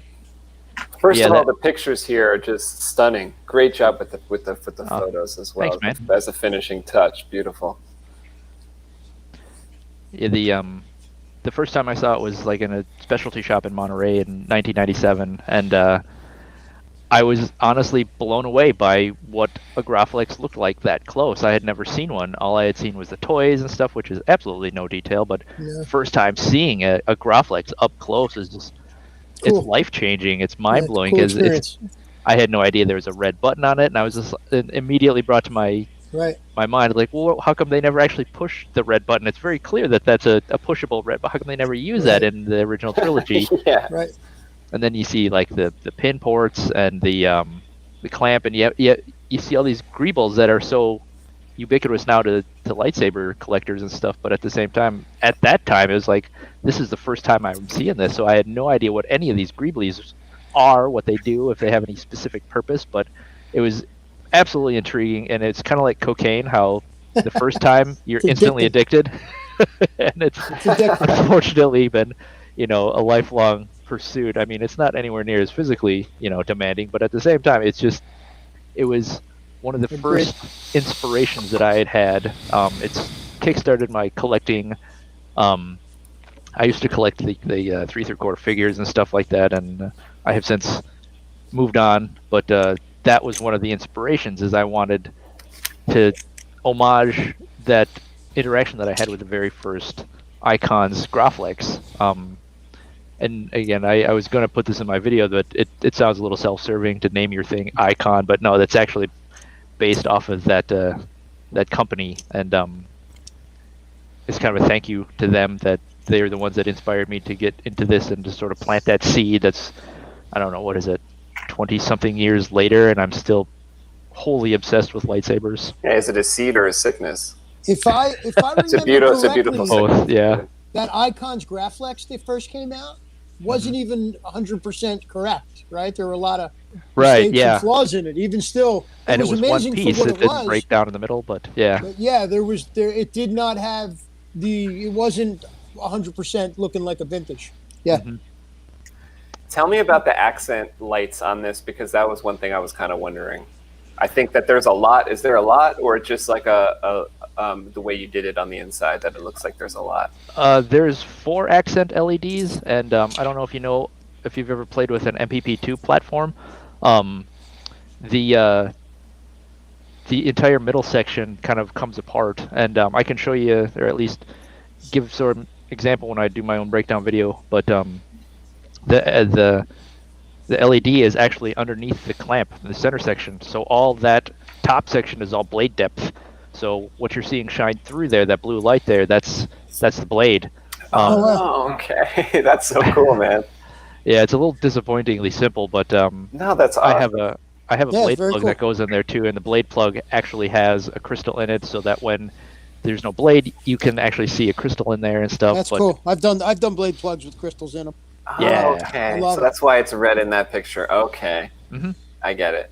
But the rest of the LEDs are just standard 3mm, and they're just progressive power ons. The one that flashes, there's a green one on the side that flashes, but that's just one of the self-flashing pre-programmed ones that does that. But you know what I might do for the next contest, honest to God, and not to be a dickhead, but just to try to be like creative, is to try to make something that looks like you made it. To try to channel your inner Eastern 57. Well, because I love like what you did with the grips here, and I'd love to try that. Harris, take a look at what he did here with the grips, where it's almost like there's like fused pieces on there, and then he weathered them on top of that. Sure, it the almost grips looks like themselves are weathered. Yeah, it almost looks like there was something more there, and it got disintegrated. Worn down. Yeah, right? Yeah, very cool. It's supposed to look like it's been, sitting in. If they were rubber, they've been, chewed up or kind of worn down and disintegrated after a while and stuff. But they're actually just aluminum strips of tube that I cut out and filed the crap out of and stuff, and then power coated them so that they're black, and then JB welded them directly on. Yeah. Nice. So, I love that idea. So much depth, and I could almost imagine, like, you remember when Luke in Return of the Jedi got hit with the laser bolt in his mechanical hand? Yeah. What if a Jedi or a Sith got hit in the hand with a laser bolt? Really great shot, maybe by another Jedi or Sith, and this is what happened to the handle. Maybe their hand exploded, and then some damage took place on the grip section, but the lightsaber was still okay because maybe the handle's made from something that really can't be damaged so much, but the grips weren't. Well, then you'd get Scots with the big hole blown in the side of it. Yeah, that would be like a second laser shot. Yeah. Yeah, everything else is just the standard on an MPP. The clamp, there's no box. I just took some scrap tube and put some little rivets on it that are powder coated red, but that little long box, if you want to call it that, towards the top, that's part of the MPP hilt. So right. Nice. And so this blade is a 7/8. Yeah, 7/8 inch. Oh, very, very nice. And the emitter is a Roman's Inception, not an Inception, but it's a Roman's Empire prop. But he put out a run a couple of years ago where he did 1-inch openings, and they were just all aluminum heads and stuff. And I had a couple left. There's one on that. There's one on my Captain America lightsaber. But that's so classy. That Obi-Wan style emitter. That's so classy. Dare say iconic. But the neck ring, that's a Luke Return of the Jedi neck ring for a V2. It's backwards. There's some, I don't know, the spring thing that's right under the head that comes with the MPP. That's supposed to be the blade socket. You take that out. JB welded it to the neck. So I'm giving away all my secrets. I'm not going to have anything to talk about in my own video now. No secrets. Like when you touch that, is it bend in your hand, the part that's on, or is it very stern? The very the spring. It's glued in place. So I mean, it's JB welded in place, so it doesn't move now. But otherwise, it's just it almost looks like an air filter, filter from a car. So I imagine when you rub your finger on it, does it flip, like, you know what I mean? Is it almost like right? I know what you mean. It doesn't do that anymore because it's literally just glued in place. It's fused. But you got to kind of be careful with it when you first get the kit because it is real flimsy and it's just really thin, and you if you step on it or something like that, I almost stepped on it, you'd completely bend it out of shape and stuff. So you gotta be careful with it up until that point. There's actually another LED in the pommel, and it's in the speaker kind of resonator, but it doesn't shine through because the resonator itself is it's a 3D printed chassis and stuff, and it's translucent. But when I went to weather it, I've got a little too much paint in those little holes down there, and you can't actually see the light shine through anymore. Oh, I see what you mean. That was supposed to be like a little bit of light coming through them holes, but since something got in there, yeah. Yep. Very cool. Mm-hmm. And then you made a blade plug for it too? Yeah, there's a Graflex Glass Eye as the blade plug. Oh, there you go. So you OD'd on the whole Flashgun idea. You're like, fuck it, I'm all in. Really, really cool. Wetzlar, is that how we say it? Wetzlar? E-Let's Wetzlar camera flash, machined aluminum, brass and bronze, 3D printed chassis, nano biscotti V4 with NeoPixel. Wouldn't it be E-Lights Wetzlar? in German pronunciation? I Yeah, don't know E. German. Leitz Wetzler. I really like the weathering on this one. But then Yeah, again, I like Iggy did a weathering. good job. This is very evocative of something that like Luke might have, or somewhere around that era of like post Return of the Jedi. Maybe a Jedi that like Yeah. Luke was training, like would have built this, like maybe after seeing Luke's lightsaber. Yeah, a real old original trilogy kind of Legends look to it. Yeah. Yeah, I can see that. Does anybody know how this is held together in the middle? That one picture where it showed the kind of two halves. I was curious how it was secured in the centerpiece. It looks like that's what the flash actually breaks down at. Like there's it knurling on the edge there. Oh. So I think it's just one of those like turn and separate kind of things. But what I didn't see is like it does. I don't know how it's securing in there. So it's sturdy. Like if you're going to swing it. I always wanted that type of design for like you know how like a vacuum hose goes in and out of like an 80s vacuum where you like kind of depress a little button and then twist and then it unlocks. Yeah, it's it's like an L lock. I love that type of thing. I always wanted to do some kind of staff saber that came apart like that. I always wanted to.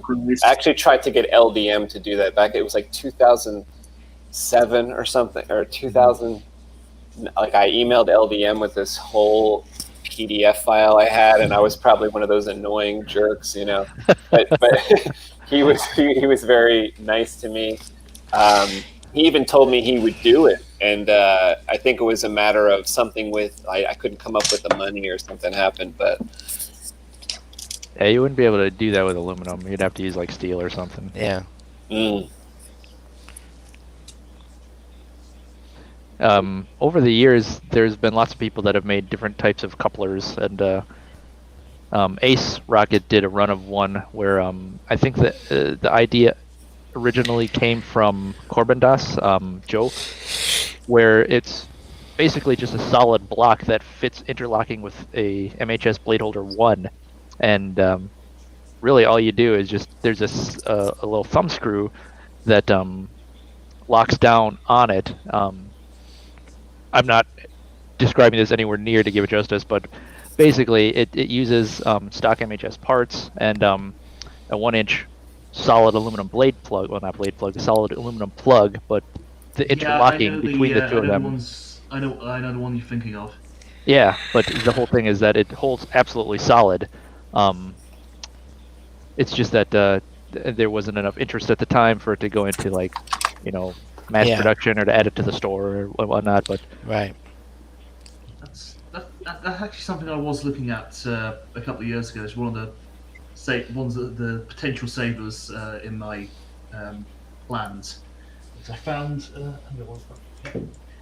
someone on eBay who sells prevent aluminium pipe.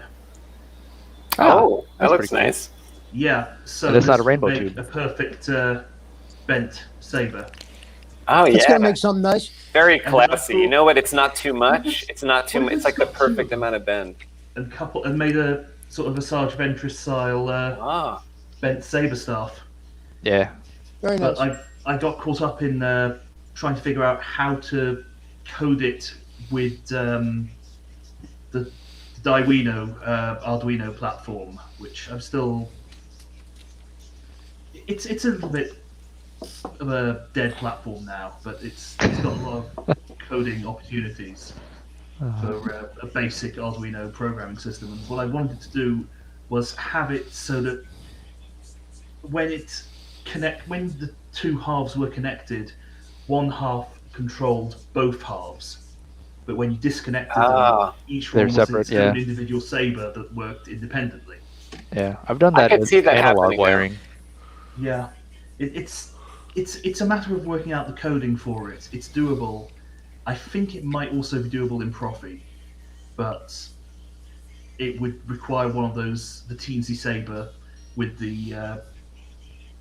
It also seems like it'd be doable without anything special, as long as you had like let's say the connection's running through Right. a 6-pin chip or something, and they were always shooting the signal there, but only when it was connected, obviously, did it turn on. Yeah, it's just a matter. The idea is there. It's just a matter of working out the finer details, and I haven't really had the time to work out on the finer details. So So that's a cool idea. yeah, maybe 2021, 2022. Yeah, I think Space, what you said it would be pretty simple because you would just have a spare set of activation from Yeah. one that's going to come off. And Right. with those 6-pin connectors now, absolutely. It's doable. It's just working out. Didn't somebody make a communicator out of one of these flash guns? It was like DC or JB. Anyone know what I'm talking about? Maybe JB did. It sounds familiar. Yeah, put like a little nano biscotti in there, but Yeah. I don't remember. That sounds- Well, somebody made a I've held communicator out of some in it. my hand that JB made that are awesome. I just don't know I don't remember the details of where he told me they were from.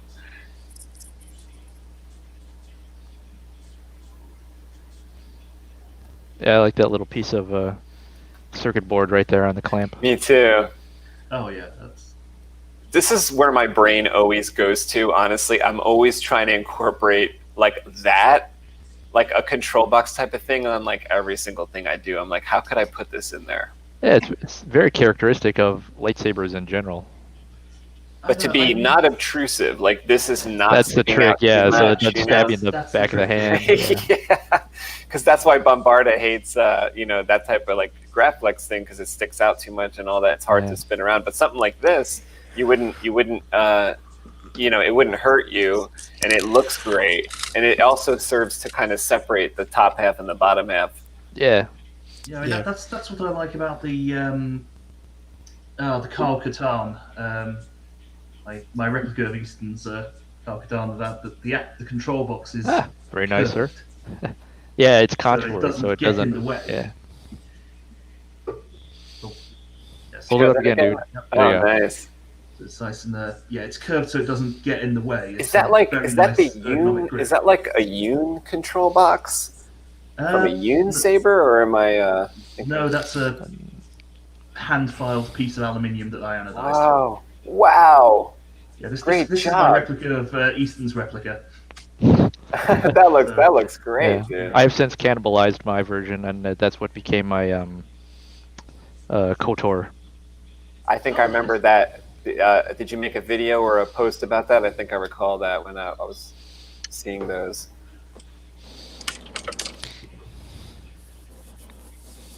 Yeah, those little clamp cards give it such a good like original trilogy feel to it. Yeah. Yeah, I mean, this when I saw this, I mean, you could.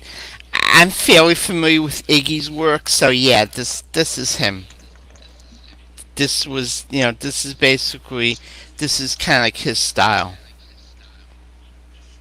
The weathering is cool. I like that a lot. Yeah. A little bit of V2 weathering in I'm there. not a fan of Yeah. too much weathering, but this is done just right. Oh, I'm so breaking up with you, man. I love me some weathered sabers.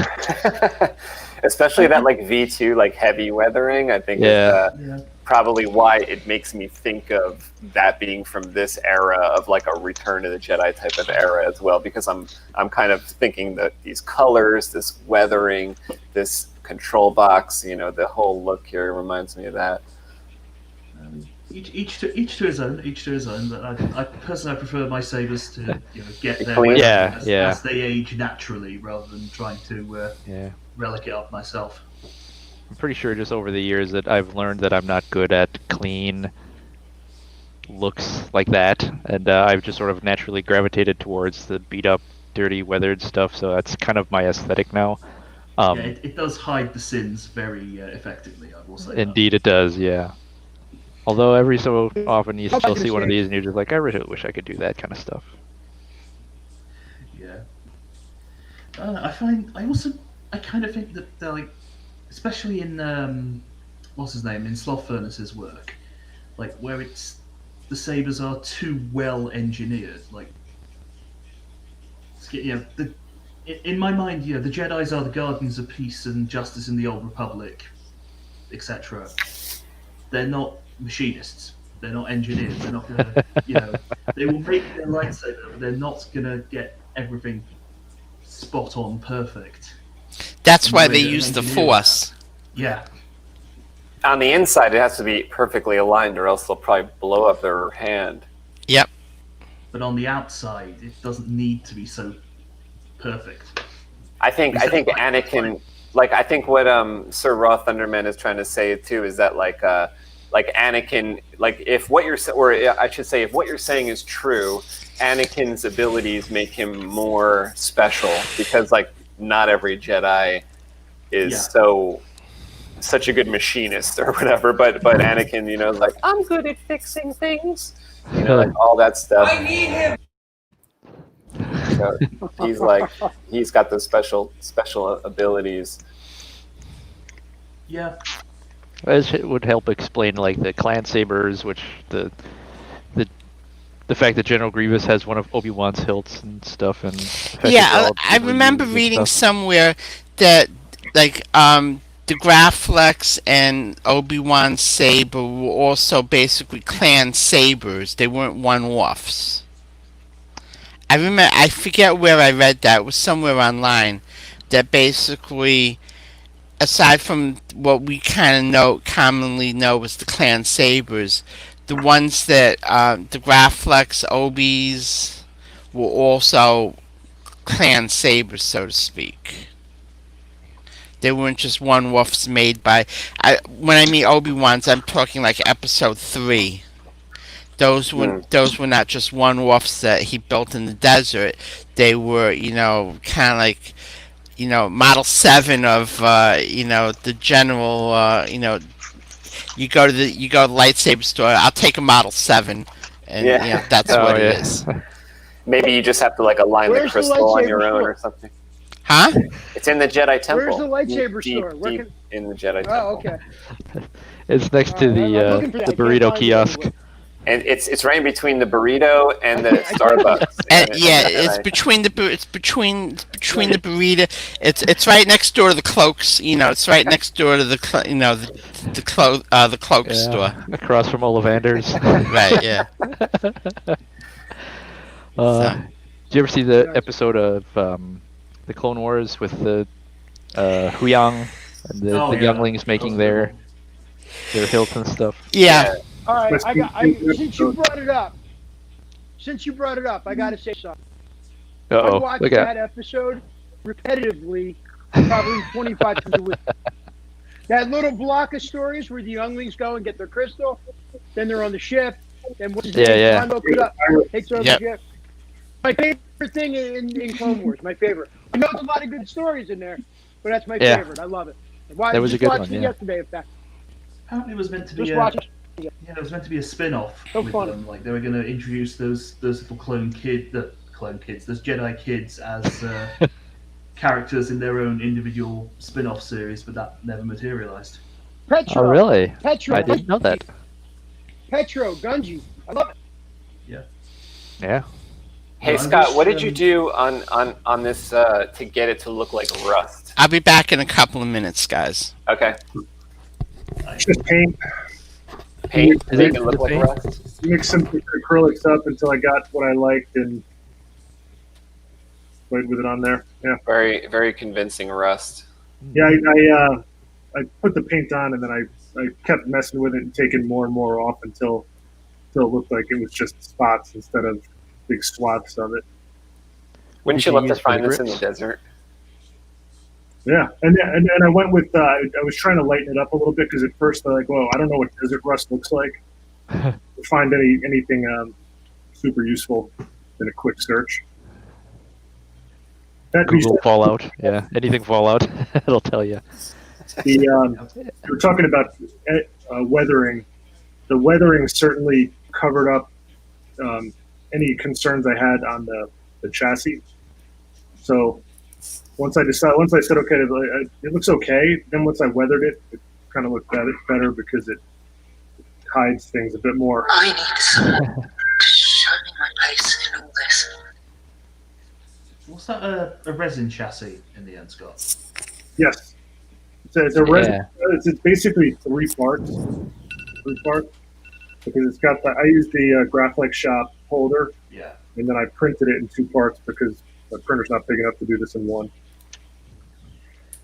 See, that's what gave it away for me. That other thread we were talking about. I couldn't have any FDM lines in here, or else I knew you'd be all over it. It does look clean. Oh, hang on. Let me just show off mine again. Like this is like this grip section here with the clamp box. This is all FDM stuff. Looks good. I spent ages, making sure that it doesn't look like FDM, like including, Is that one of the parts that you had to do over?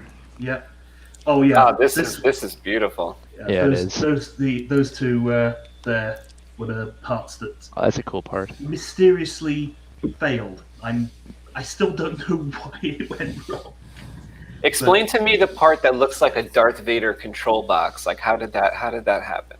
How did that was made? What? That looks like a futuristic control box from like a Darth Vader MPP, but totally different at the same time. Is that part of the Flashgun? Like that actually, clamp card and all? The clamp cards I think came from a 90s Sound Blaster card, which was a nice little find. A friend of mine was doing a retro gaming PC build, and I salvaged a couple of the dead PCI cards. The clamp is the actual from the Flashgun, though? No. This was all 3D printed.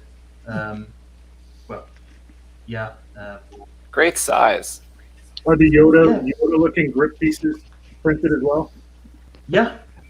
But no. The grip pieces are just anodized MHS shrouding.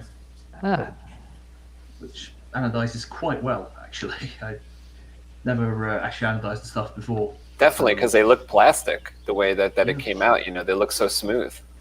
Not like sand. Not like sand. What is it with you and that?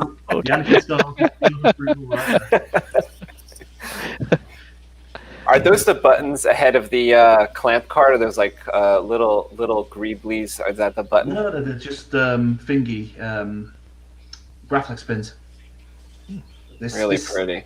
Yeah, this Flashgun handle came with 6, three. That is so awesome, with 6 pins on it. Like I would have thought, if I had made that up, I would have thought I was ODing. But that's incredible. No, it's the original crumbling resin plug that came with it. It's got 6. I'm so happy that exists. Yeah. That's really nice. Swoop is where did I put it?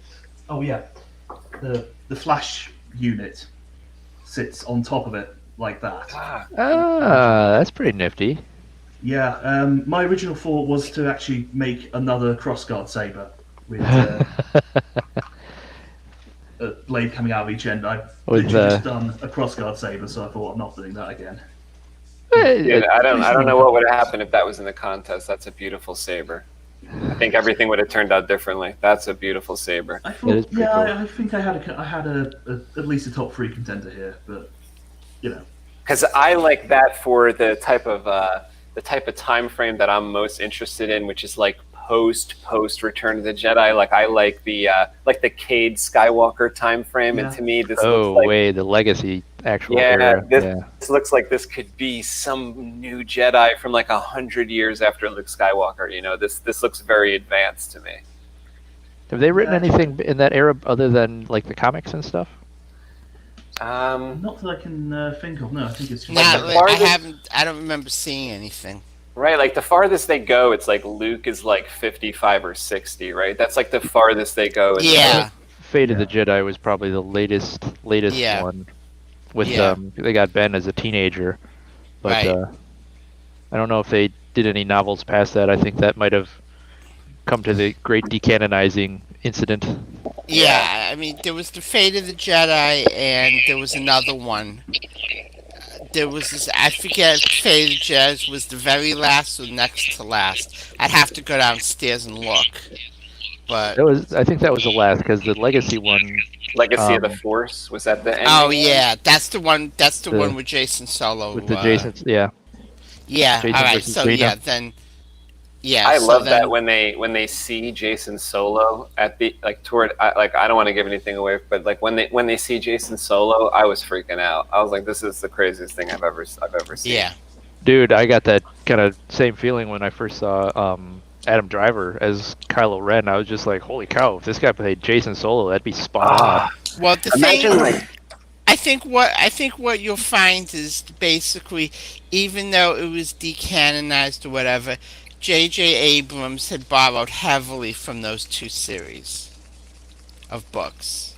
oh yeah, but not enough to make it like It's legitimate. it's not enough to make it blindingly obvious, but like if you look at like the end of episode 8, that's out of the books. Well, the fact that he even used the name Ben. Yeah. That too. It just gave it to the wrong Skywalker grandchild. Wrong character. I mean, basically, they borrowed heavily from it, but put enough of a twist on it to make it not very obvious, unless you really read the series. Well, I get why they had to do that, because it Yeah. filled up literally everything from Return of the Jedi till, what, 40, 50 years after that? Like, almost every single block of time, and they wouldn't have had any place to play if they hadn't have done that. But so I get it. It's just kind of like, oh, very disappointing. And obviously we have hundreds of books and comics and Curse ye. Can I say, has anyone seen the gallery series for The Mandalorian? No. Yeah. Is it worth checking out? It's not bad. It's a behind the scenes thing on Disney Plus. Oh, I saw that.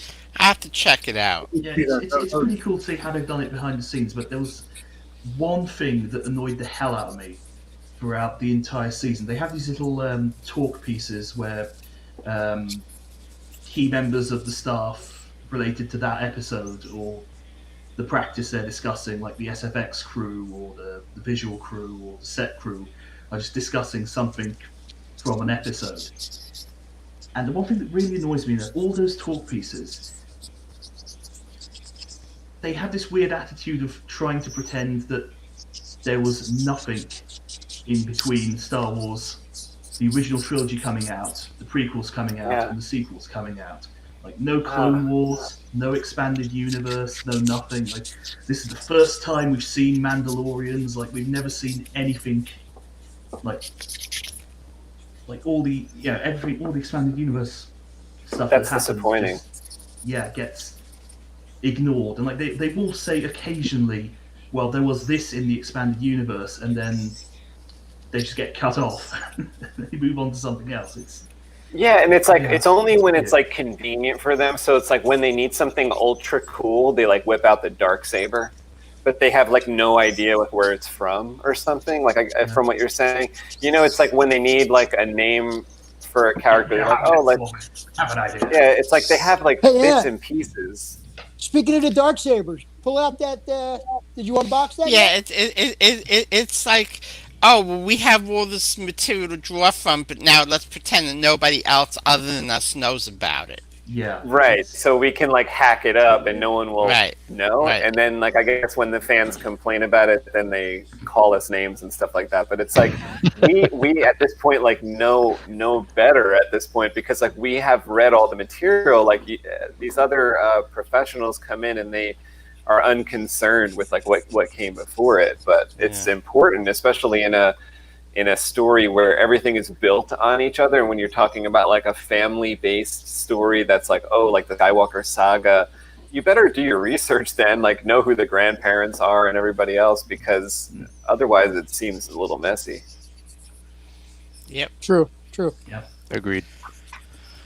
All right, well, I have to get going. It's almost 1:30, so it's been fun chatting with everybody.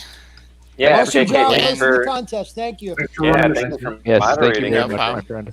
I wish I could have offered you something to focus on. Better luck next time. That's why you're here now.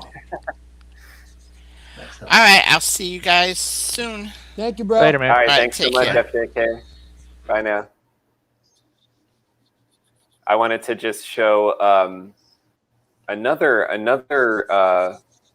saber that I've recently brought to my attention that we were talking about on the forums. We're probably lucky about this one not being in the contest as well, right? Because this was a week late for the contest. Actually, let me get the different picture up. Oh yeah, Sloth that would Furnace have. himself. Yeah.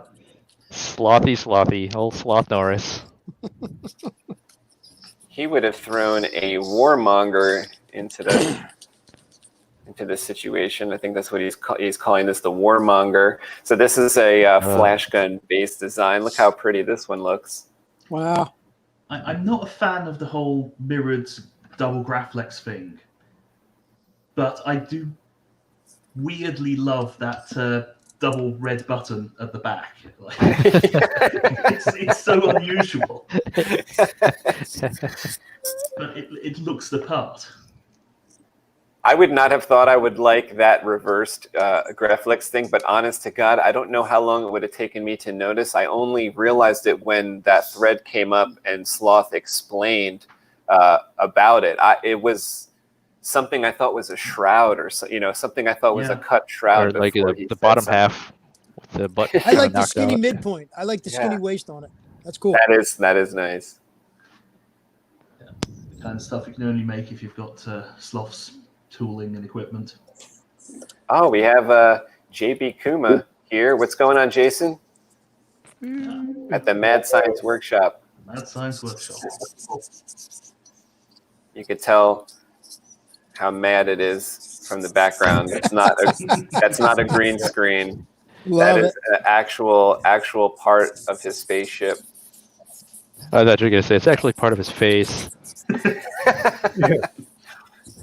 Not a blue pimple. That's actually part of his face. Jason, did you consider entering the Flashgun Challenge? Yes, but I've had a lot going on lately. I do have something I built in the past, but I think not many people have seen, which is Flash Gunny. Ah. This is a spare parts build. I realized the other day I built something like 20 sabers, but only like 3 people have seen more than 5.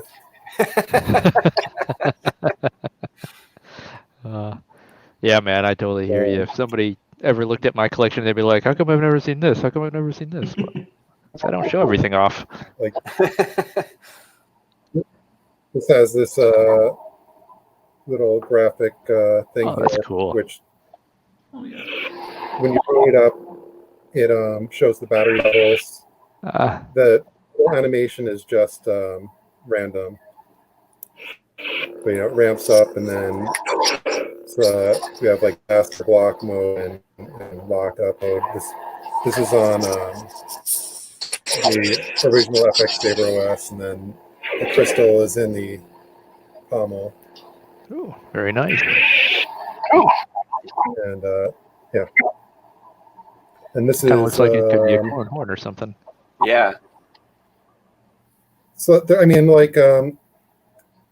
I use a lot of 3D printed parts too. The emitter here is 3D printed, and the part that holds this little crumb catcher on the back is 3D printed. And I actually had another saber that was supposed to be for the previous contest that I never got my parts in from China, so that never happened. And I like your goggles there. It almost looked like there was a crystal explosion in your workshop. Yeah, and you almost got embedded. I call them the Kyber lens. It's how I look into the crystal. But Anthony's seen this. I don't think anybody else has. Other than the 3 obvious MHS parts, everything else is 3D printed. I love how dirty it is. Yeah. Yeah, that's the best part. That's the fun part. I like the parts that were like embedded in the grip section. Those long bits. Those are my favorite. I like the way that feels too. Oh, cool. This is actually like copper salts. I dissolved some copper in hydrochloric acid and ammonia not ammonia, hydrogen peroxide, and then just start dripping the solution all over the place to try to get some of the salts to stick to it. And it actually worked pretty well, and it's definitely, you can't really tell so much on the webcam here, but in person you can see it and it looks really good. TK Boomer says, I love the size of it and its wear and tear. Yeah, that looks awesome. That saber is so cool. I was originally planning on it being a, to have side blades, and then I just got to a point and I just liked the way it looked without it, so I just and as some of you guys know, everything is totally custom programmed, custom electronics, all that stuff. So not getting my parts in to make it pretty much killed all of my plans. That sucks. Well, sorry to hear, man. Hopefully, we'll do another one of these types of contests. Eastern, you got any ideas so far on what it might be? Or are we gonna let? I'm gonna defer to Thunder. He's just Mr. Idea Man lately. Terrible. That was a terrible idea. Don't count me on that. I think we should figure something out with FJK. I think had an idea. We should figure something out for to announce in January. Yeah. So that we could start gathering parts, maybe have a similar due date, but we'll announce it a really beginning of the year. We'll get people to, they could start collecting parts and then come up with something. And, I thought we had a great turnout. 6 entries was honestly the way the forum has been kind of, shrinking in activity. I was surprised to get 6 entries, and also to have more possible entries. Like Jason almost had an entry, Darth Chasm almost had an entry, SirRawThunderman almost had his entry on time within a week or two. Almost had two entries, and I never actually finished this one. It's still fully in the iteration stage, but I did buy one part for it that will give away what it was meant to look like. Ah, that reminds me. I have something back here. Harris knows about this because I tried to get him to work on this 3 different times. But this is I taped it. It's an emitter from the Custom Saber shop that I want to use with this slender rectangular.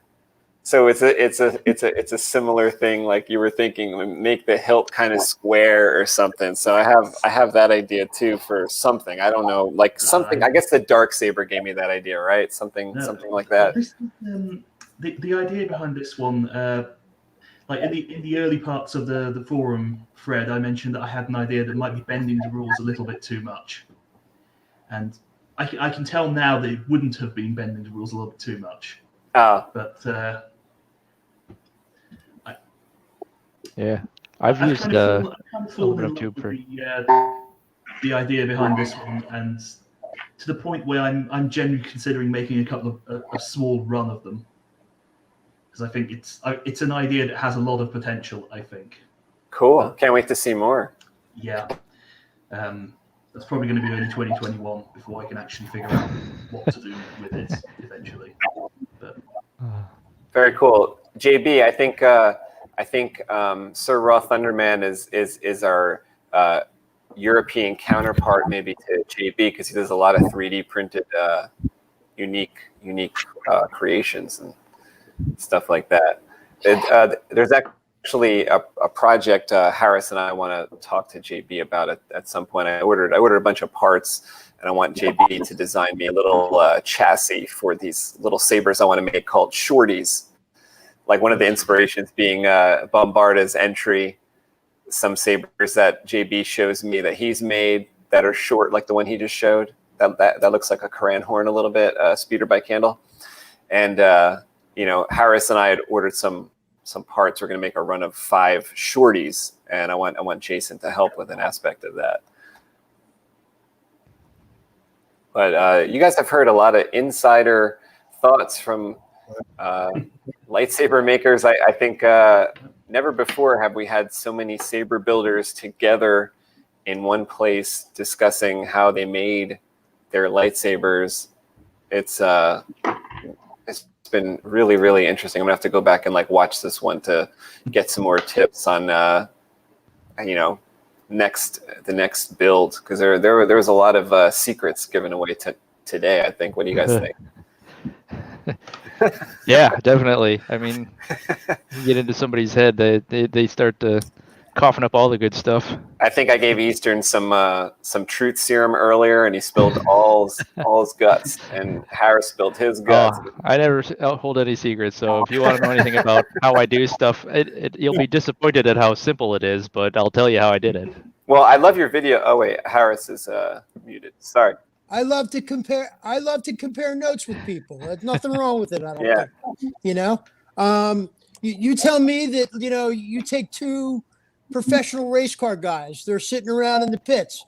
You think he's not talking to the guy in the next stall over? Like, what do you got going on in your motor that's going to make your special today? Well, you know, they talk. I don't think anything wrong. Well, if you've ever seen Eastern 57 videos, he will tell you basically every single thing and show you pictures of like every single stage. One of our favorites to watch is the Thor hammer, and one of the gun. Like I think it's your ice gun. You have like a one of your guns with all the blue lights all over it. Me and I watched the video like 3 times, and that shoots powder. Yeah, it's so cool. And like, well, you show and I mean, some projects you show multiple videos even of like the different stages of it. So it's really, really cool. Anyone interested in like how to make, you know, movie props and custom props, definitely take a look at Eastern 57 on YouTube and on the forums and stuff. And you guys, you should share with me your links and stuff like that, and I'll put it in the description of this video. So maybe like PM me on the forum or something like that. I already know Jason's stuff, but you other guys need to share with me so I can put it in the description so people can find you. You know where to get me at. Yeah. Yeah, forewarned, if you do watch my videos, I have a tendency to ramble. I love all the descriptions that you do. Every time I have an idea, Unfortunately, when I started making videos, I started making them in computer style, so I've inherited his tendency to ramble. Oh, I'm spreading. Sorry, man. I must do the same thing because I'll record, like I intend to have a 4-minute video on something. I record 29 minutes of me rambling. And try to cut it down. By the time I get it down, it might be 8 minutes. So it's like double what I intended. But it is 20 minutes shorter than I recorded. So I identify with that so much. My miscellaneous pew-pews video is originally like super, super long, like over twice as long as it actually ended up being. And it was painful to cut out the description on how I did a whole bunch of stuff, but it was even more painful to hear me sit there and ramble it all out. Yeah, because sometimes people tell me like, you know, like I think I'm speaking about just like, oh, this is what I did. And then some people hear the video, they're like, that's so technical. I don't want to hear that. I'm like, oh, so I guess like, so the next one I'm trying to like not be as like technical. I don't know, but like to me it doesn't, like, because I've like, you know, over time it's like I learned this, then I learned that, then I learned that. So when I string all that stuff together, to me it doesn't seem like that big a deal. But I guess to someone on the outside, they're like, I don't know what all that crap is, you know? Yeah, I kind of feel like I need to explain a lot because my approach to making, I can describe it as kind of like Kelvin ball, where I just sort of make it up as I go along, and unfortunately, a lot of stuff kind of gets lost in the process just because I'm either going too fast or I don't really pay attention to taking a picture or a video or something. Like, I really wish I would have taken a lot more from my custom proton pack just because there was a lot of stuff in there that was different that I hadn't done before and would have been nice to share with a whole bunch of people. It's just that I was moving so fast and I was kind of in the mode that I didn't really think to take any media on it. So So as long and as boring as they are, unfortunately, they're probably okay like that because they could very much be a lot longer and more boring or. I'm still waiting for your actual ghost powered by a crystal focus. Give me a couple more years. Maybe we can work something out.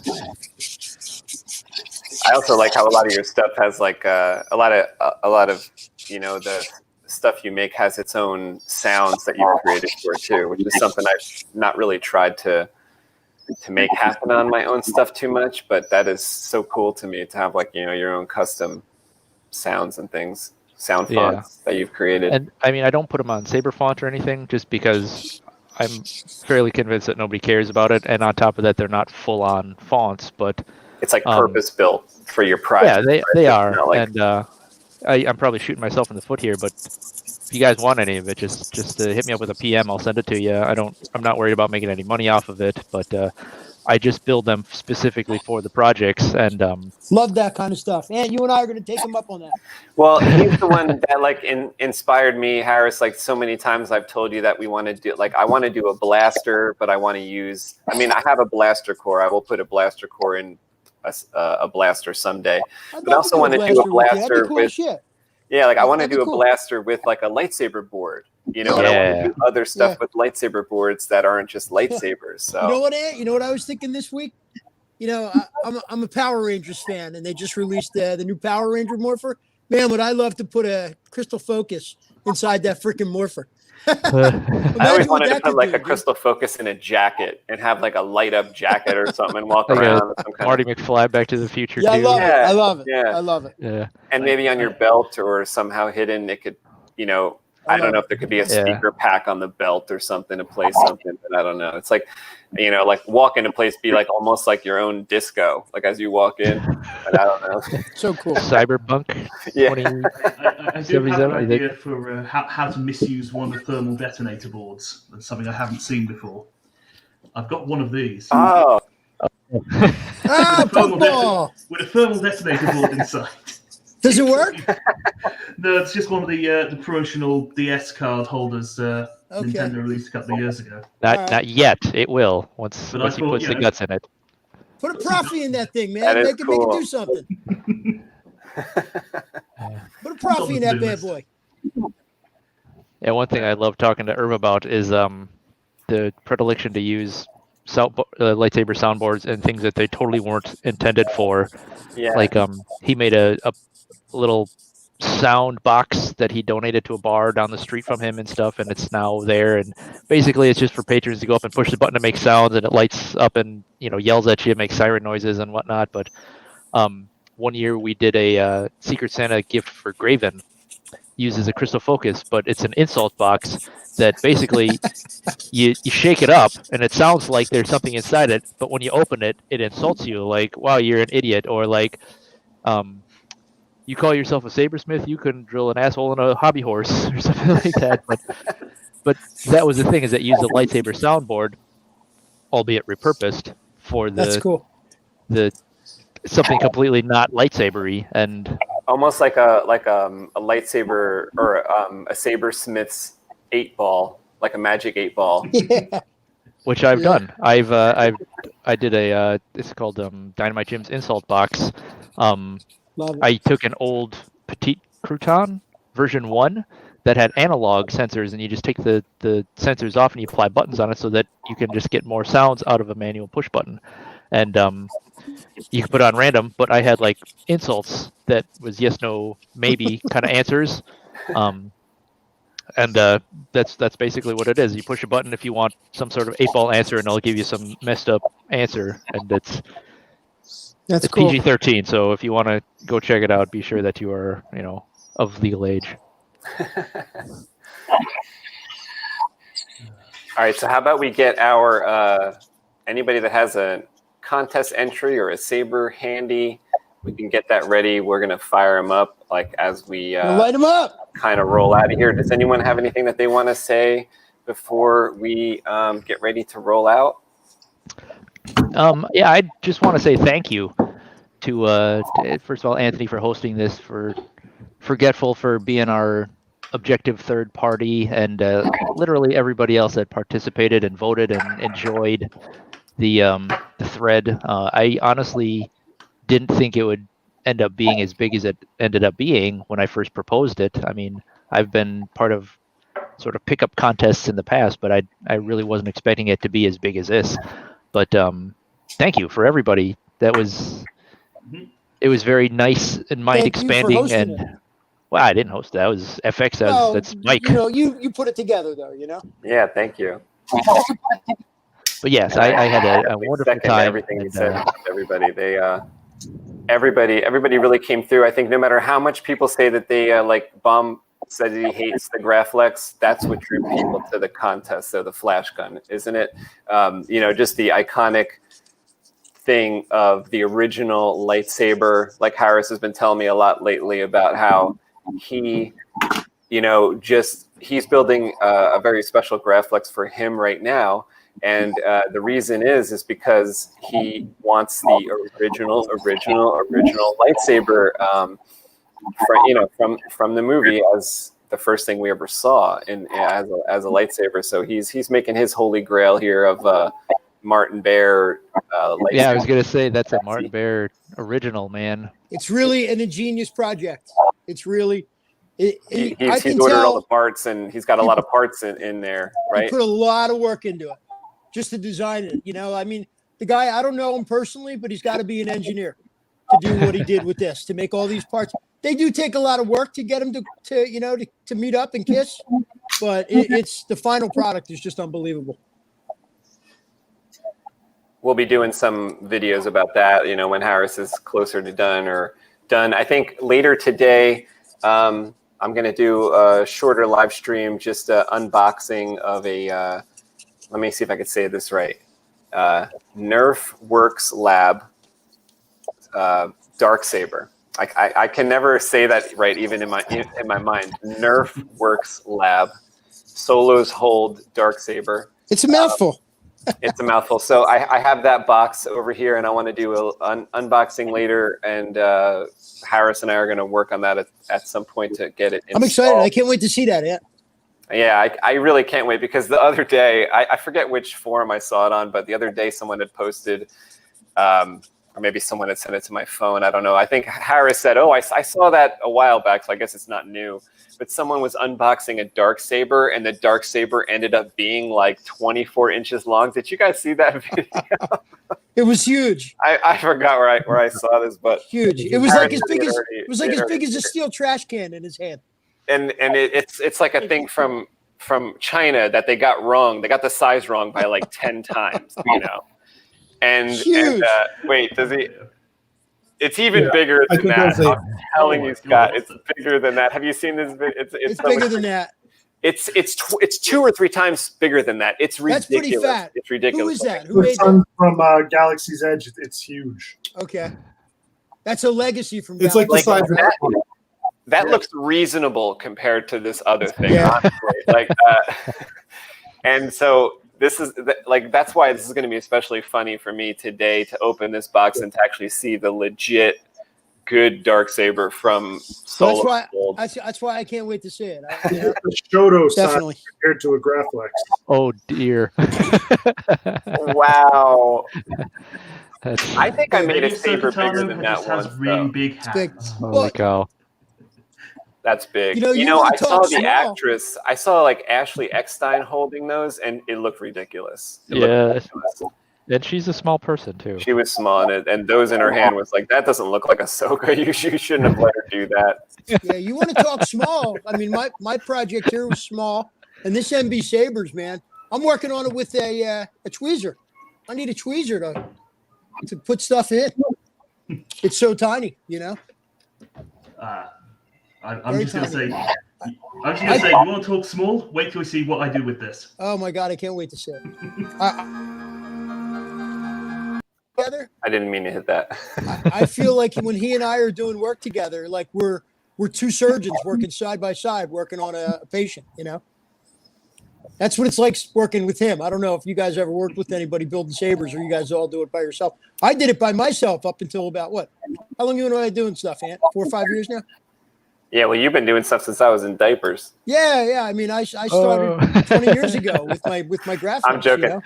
That's what I always tell Harris about the people on Facebook if they give him a nasty comment. I said, Harris, they were in diapers when you were making. I get nasty comments all the time. I don't know if you. I said you can't pay that any mind because, like, those people might have all been in diapers, so they really can't tell you nothing. Yeah, people post a question, and I try and help. I try and help out. I'd be a nice guy. Then they don't like my answer. They throw it back in my face. Maybe I get that all the time. Like do work. You know, I get sometimes the answer involves work. Sometimes so I got to learn to keep my mouth shut. You know.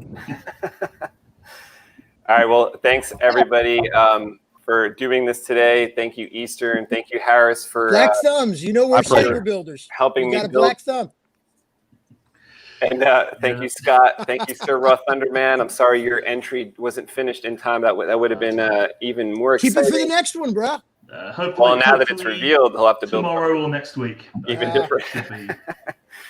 JB, thanks for coming in here. I'm close. I just need to do a couple more. Ooh, that looks pretty though. Wow, that looks nice. Yeah, that looks real nice. The insides. Ooh, that looks really, really nice. Look at that. It almost I can't wait to see that. Like Apple Computer made the inside of that. Beautiful. Nice. All right, here we go. Thank you, everybody that watched. You'll be able to watch this later. It's going to appear in my channel feed under live videos. And we're going to roll out of here for now. Come back later for a Darksaber unwrapping. Thanks for being a part of the Flashgun Challenge. You've heard a lot of insider thoughts tonight.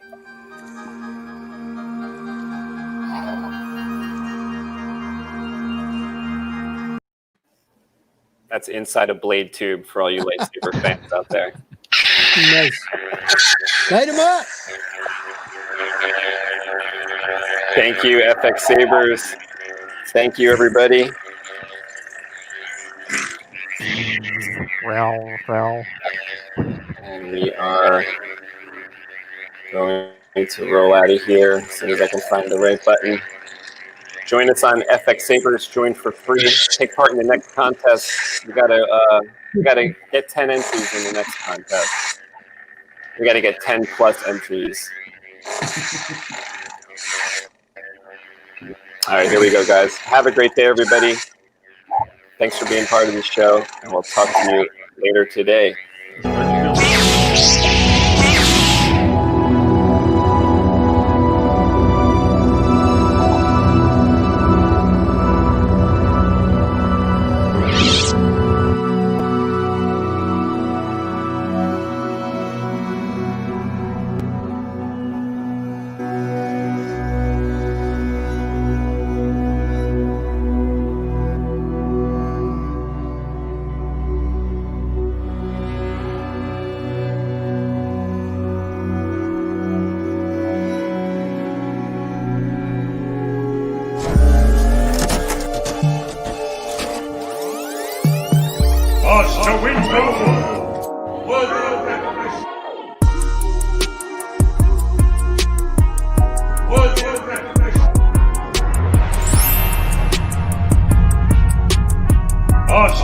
SpaceWindu!